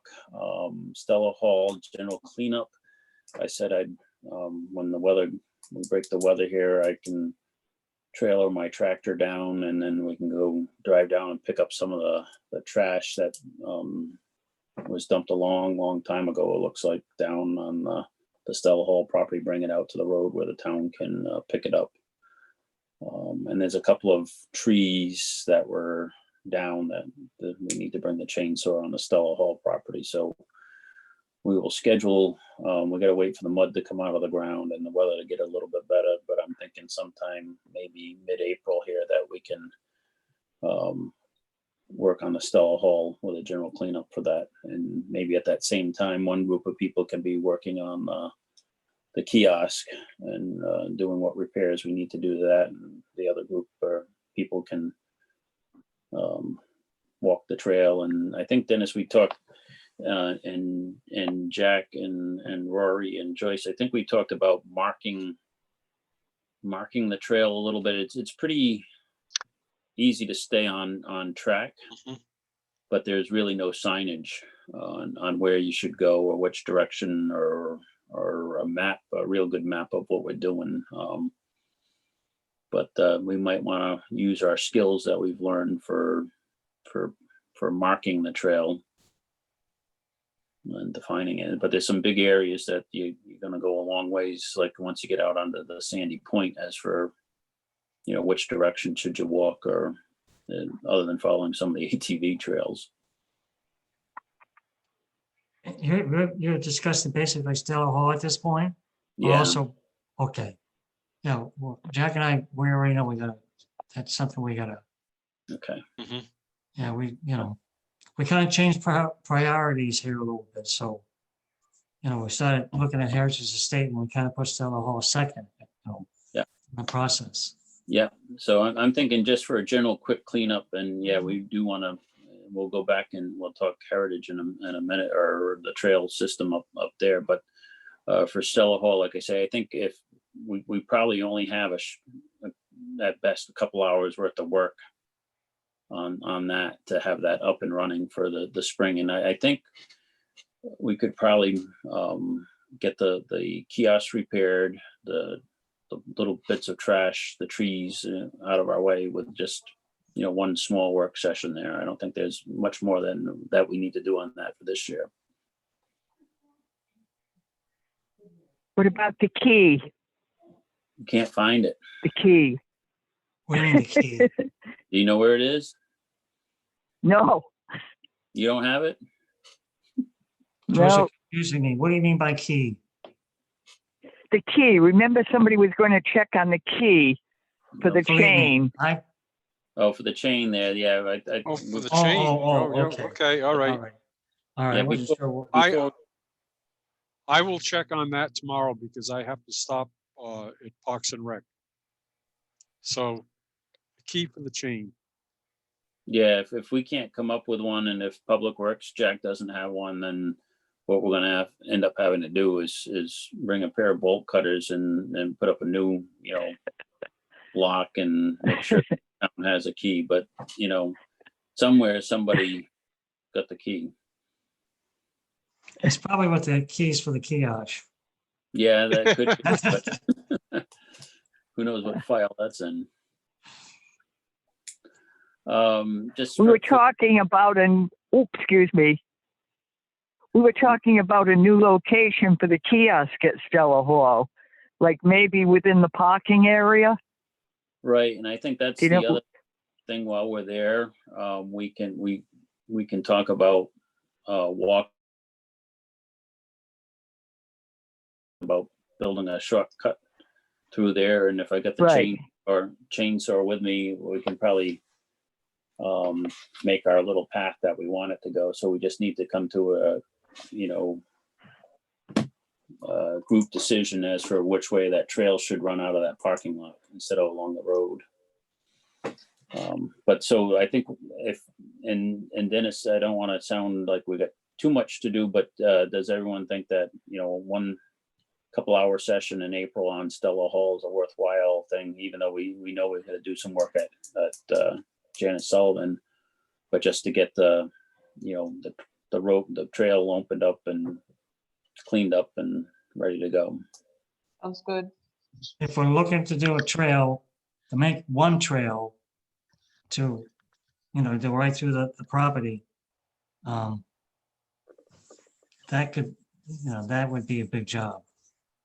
for Yeah, us, I think. I'm thinking the trail though, that's Then you gotta already put there. up this, I'm sorry, then you gotta put up the sign. Then we gotta try to get the task worksheet done, and everybody has a little chore to do to get done. And the last time when we did Fulton property, time-wise, believe it or not, it was like 3 or 4 months before we, to get up to that point, to have Yeah. that event. You know what I'm saying? Yeah, to get Janice Sullivan, we do have a lot of work there on that. Although again with Janice Sullivan, I think the trail that's already there, that goes to the top of the hill, even though it's not a loop, you can walk up and back. We don't, we've got to mark it. So I think on Janice Sullivan, there's not as Bowden's, we had so much work cutting trees and brush and stuff, and even on the other side coming in from Williams Crossing, I mean, you guys know how much work we did in there to get into there, and then how much work you guys did painting the markings on the trail to mark the actual trail, so it's actually walkable and people can follow our signage. That was a lot of work. I think on both of these other locations, Stella Hall, I mean, it's pretty defined as for where you're going to walk already, because the path sort of takes you right to the point on the pond. And the same thing for Janice Sullivan, that logging trail for now is probably going to be our best avenue for hiking, all the way up to the top end of the back of the property. Though we probably have to do a little bit of work where the old house, or the house that they tore down, was. If that's gonna be the number one priority, I would put my efforts towards that, and then I would end up maybe the kiosk from Bowden probably because you have trails, and Stella Hall to me would be the last on the list. All right, so let's do it this way. Why don't we get our task list for Heritage, which we said we're going to do for the next meeting, in order, and then see where we're at, and like I say, I don't think Stella Hall's more than a couple hours of just a general fix the kiosk and cut down. When I walked it, you know, there was a tree across the path, a fairly decent sized one. I don't know whether that's been moved or cut by the ATV people or whatever, but and for Linda, can John, can you bring up the Stella Hall property for Linda on the map there? So Linda knows what we're talking about every time we talk Stella Hall.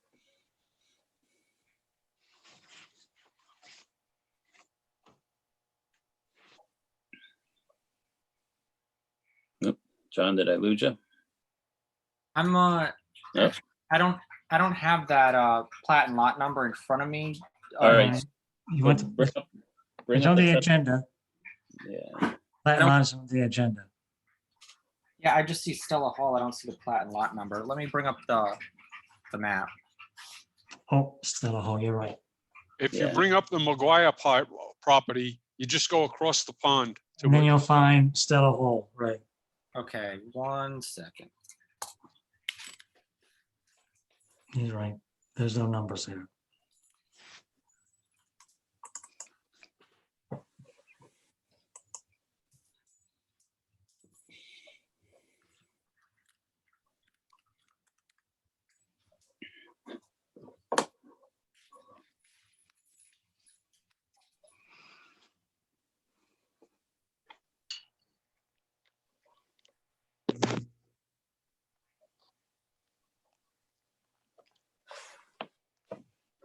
Okay.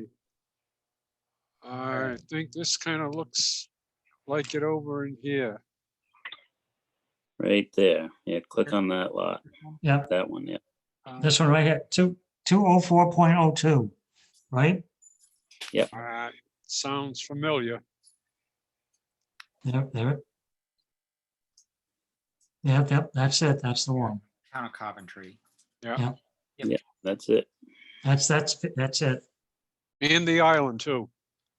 Yeah, Oh, the yeah, island. there's the island. Yep. That's where Jack hangs out. Yeah. That's Buried the treasure out there. So Linda, that parcel there is what I consider one of the gems that I didn't know, even being a lifelong resident of Coventry, that we had acquired that back quite a while ago now. But it's a beautiful piece that you can park right off of Phillips Hill Road, then walk in all the way out to the point there, and you got a beautiful view of Stump Pond, several different views of it from that parcel, and so that our goal was originally we were going to use the showcase for this, but we figured the dedication of the other property will be a priority this year, and then maybe the following year we'll use this piece as our in 2022 as our showcase piece. But it's really a neat property with great views of Stump Pond, and it's, as you can see, it's got little bits and pieces that belong to it that are on the other side of the pond too. That's nice, yeah. And it's an Yeah, easy we have the walk in. flotilla. We could have a Yeah. flotilla from the canoe or kayak, right on the trail near the men's club. That was set up. And we So, could even do a triangulation. If we had McGuire, we could do something at McGuire and something at Stella Hall and back to Coventry Center, which has the big parking lot. Beautiful. Yep. Maybe So even a let's- fish tournament at the same time. There you go.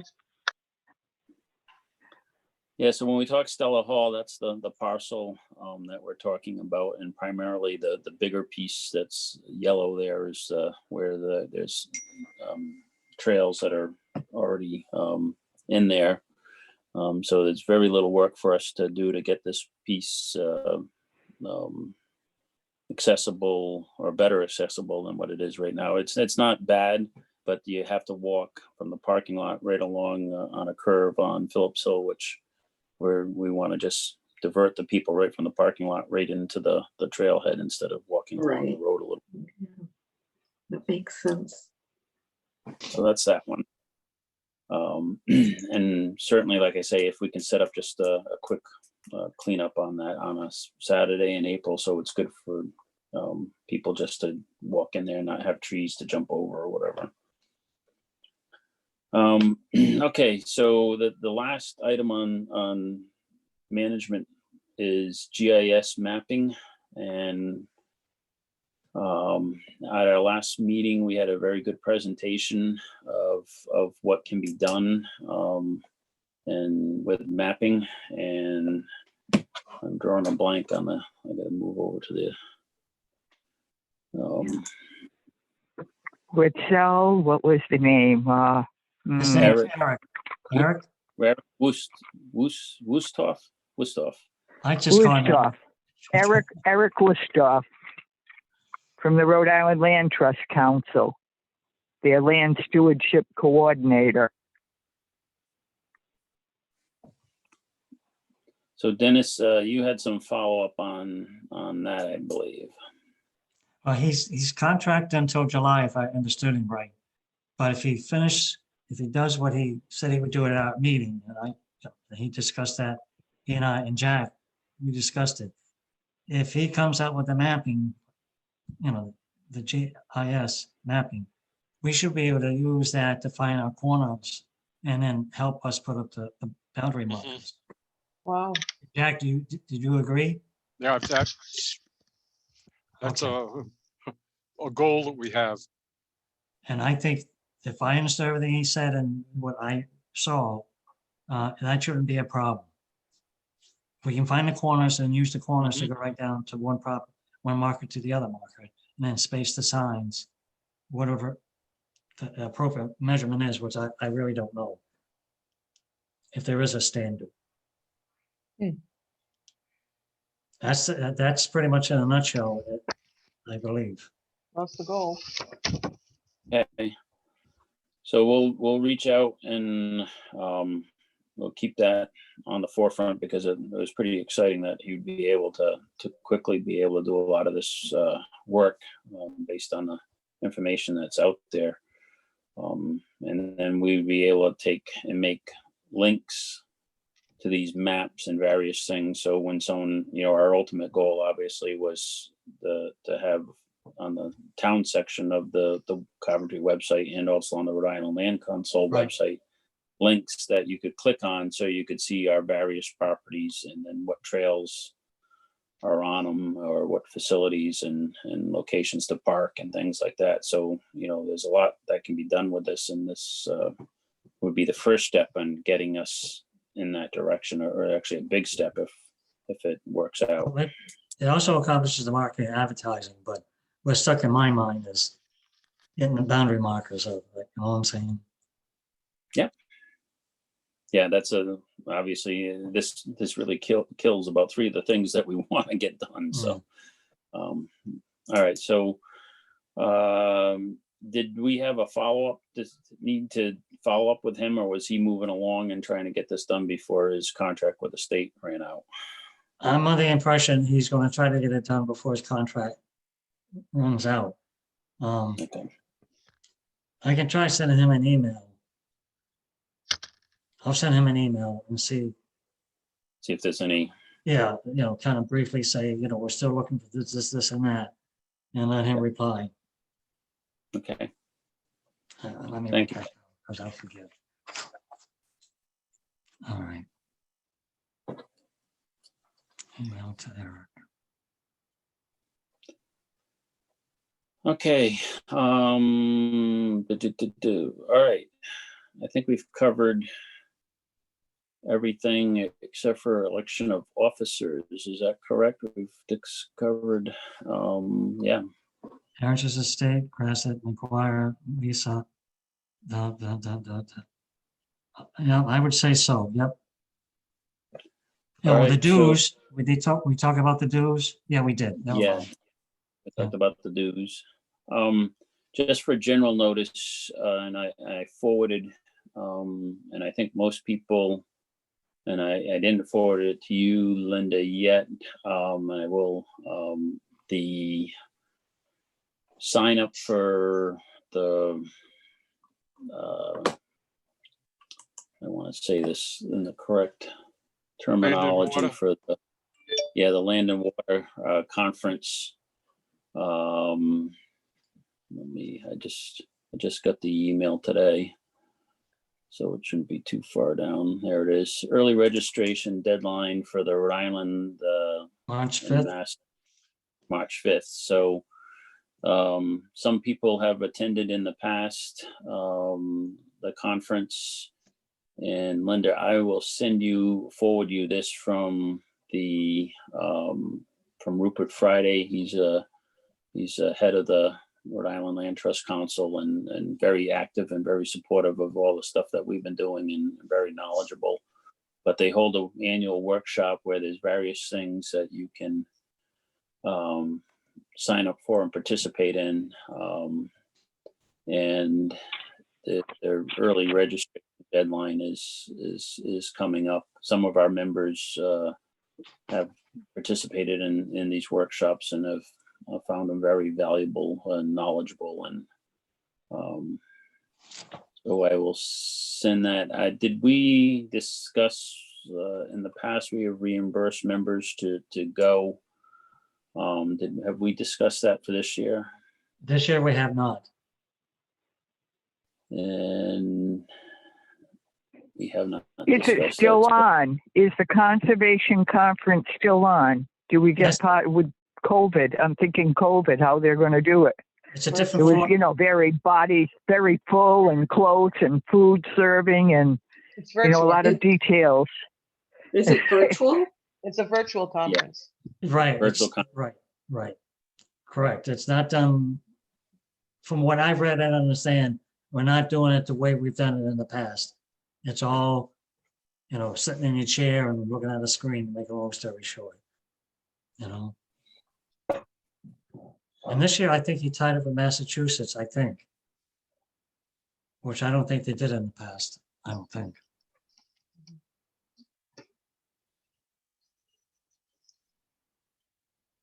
I have attended a lot of the in-person ones over the years, and I don't recall ever one being with Massachusetts, So that is something new. as far as I know. All right.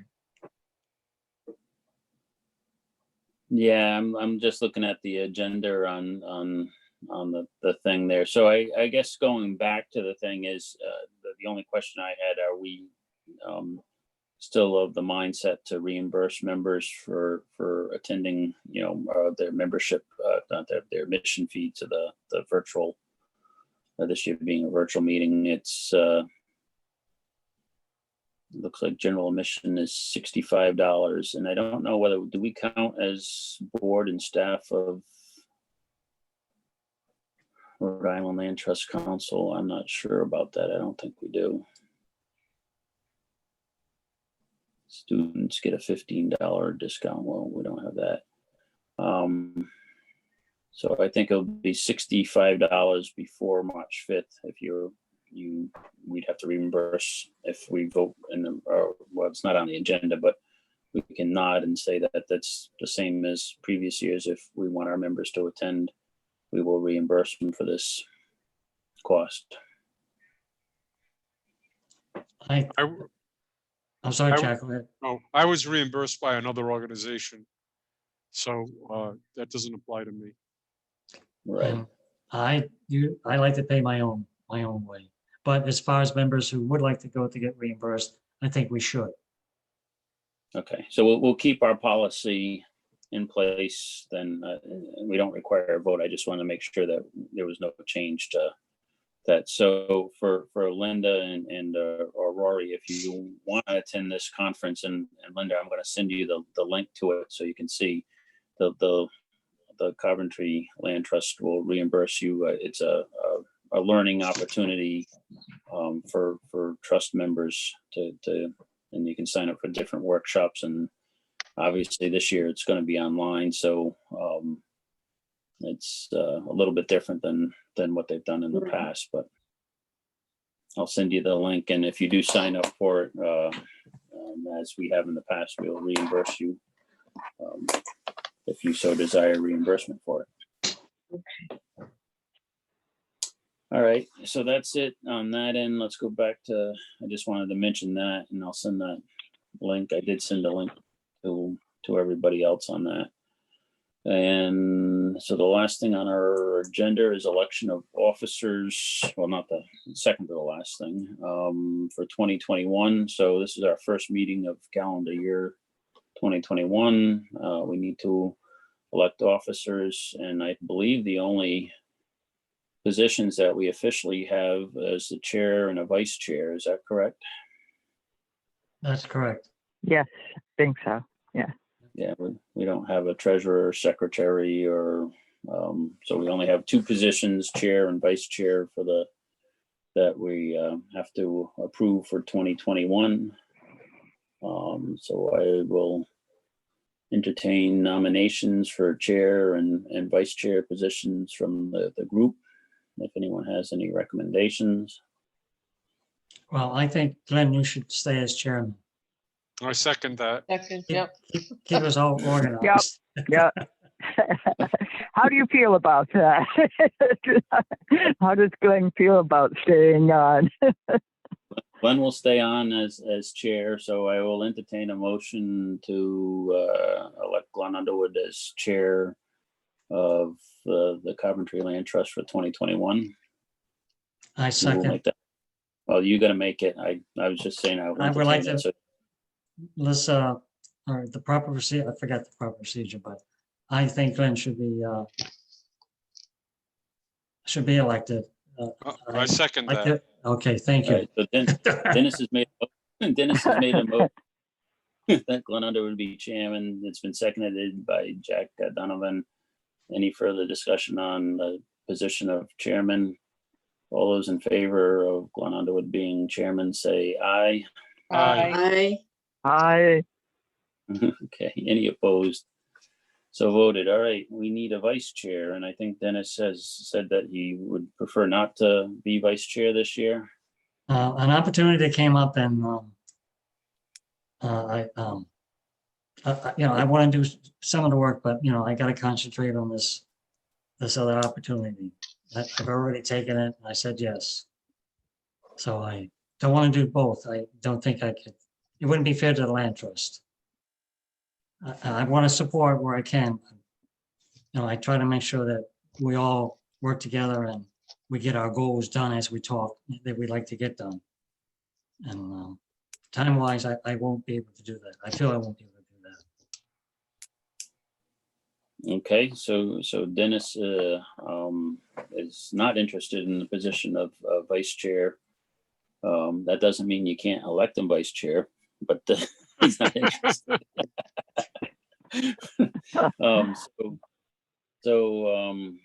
Does anyone else have a desire to be vice chair, or does anyone have a nomination for position of vice chair? If Rory would so accept it, I would nominate her. I'd like to second that. I would love to be able to. I don't know with my timing with work and school, if I could really commit the time. I would probably respectfully decline at this point. I know how hard it is even to get this much time available. Understood. All right. How about Jack? I have other commitments that I I have to know, meet, I'm in the same boat. and it wouldn't be fair to the land trust. I wouldn't be able to give it as what I think it deserves. All right. Does the So- slot have to be filled, so to speak? No, for- we don't have to fill it tonight if we feel, and I know Linda is brand new, so she hasn't had enough chance to step up and run, or Joyce, I don't know whether you're interested in vice chair. We don't have to fill it tonight. The only. Maybe we should wait. Maybe we should wait for vice chair. Having the chair is crucial, but maybe with new members, they might consider doing it. Okay, so we'll rest at that we elected a chairman, and at this point at tonight's meeting, we weren't able to fill a vice chair position. And obviously we'll all do what we can to make the trust go. And that means, if you can volunteer to do something, that's great. Dennis, I'll still rely on you to at least keep Dennis does a lot of work on the agendas and keep. And I'm hoping you'll stay on that on task on that end. I know we're the only thing that we didn't get tonight, and I know there's a lot of different changes down at the town hall going on as we didn't get our financial report. But we'll work ahead on that as things get stabilized within the town hall there with the new treasurer and stuff. But so if You would like me to try to maintain the agenda, if I understood you correctly. yeah, just I think you're pretty good at staying on that and just watching if there's something, a status change or whatever. That's if you could just maintain that conversation that you have with Gail. I think you've kept us pretty straight on track with making sure that we've got all the stuff we need on it. So if you could just work on that end as the primary focus, and then always point to me and say, we need to do this or that if I'm missing something, and that's for everybody. I mean, if we see something that we all have input. We all have input. Yeah. All right, I can do that. All right. So Okay. with that, do we have our next scheduled meeting is March 16th. Does anyone have any additional items to add to that, other than our ongoing stuff and the things that we've already discussed to add or keep going discussing? I don't think so. No. Okay. If you come up with anything, again, you can always shoot an email to myself or Gail or to Dennis to add to the agenda between now and then. Gail does a fairly good job on keeping us straight on open meeting rules and stuff. And as we are subject to the state laws, we can't have conversations with multiple board members or a majority of the board. And I'm glad we're finally getting up to our 7 people that we really need to have on this board. So this is a good movement, good direction at least. Okay, does anyone else have anything for tonight's meeting? Do I hear a motion to adjourn? Motion to adjourn, please. I'll second, please. Second. Okay, we've had a motion and a second. Any further discussion? All right, we'll call the vote. All in favor of adjourning, say aye. Aye. Aye. Aye. Okay, meeting adjourned at 8:55 p.m. All right.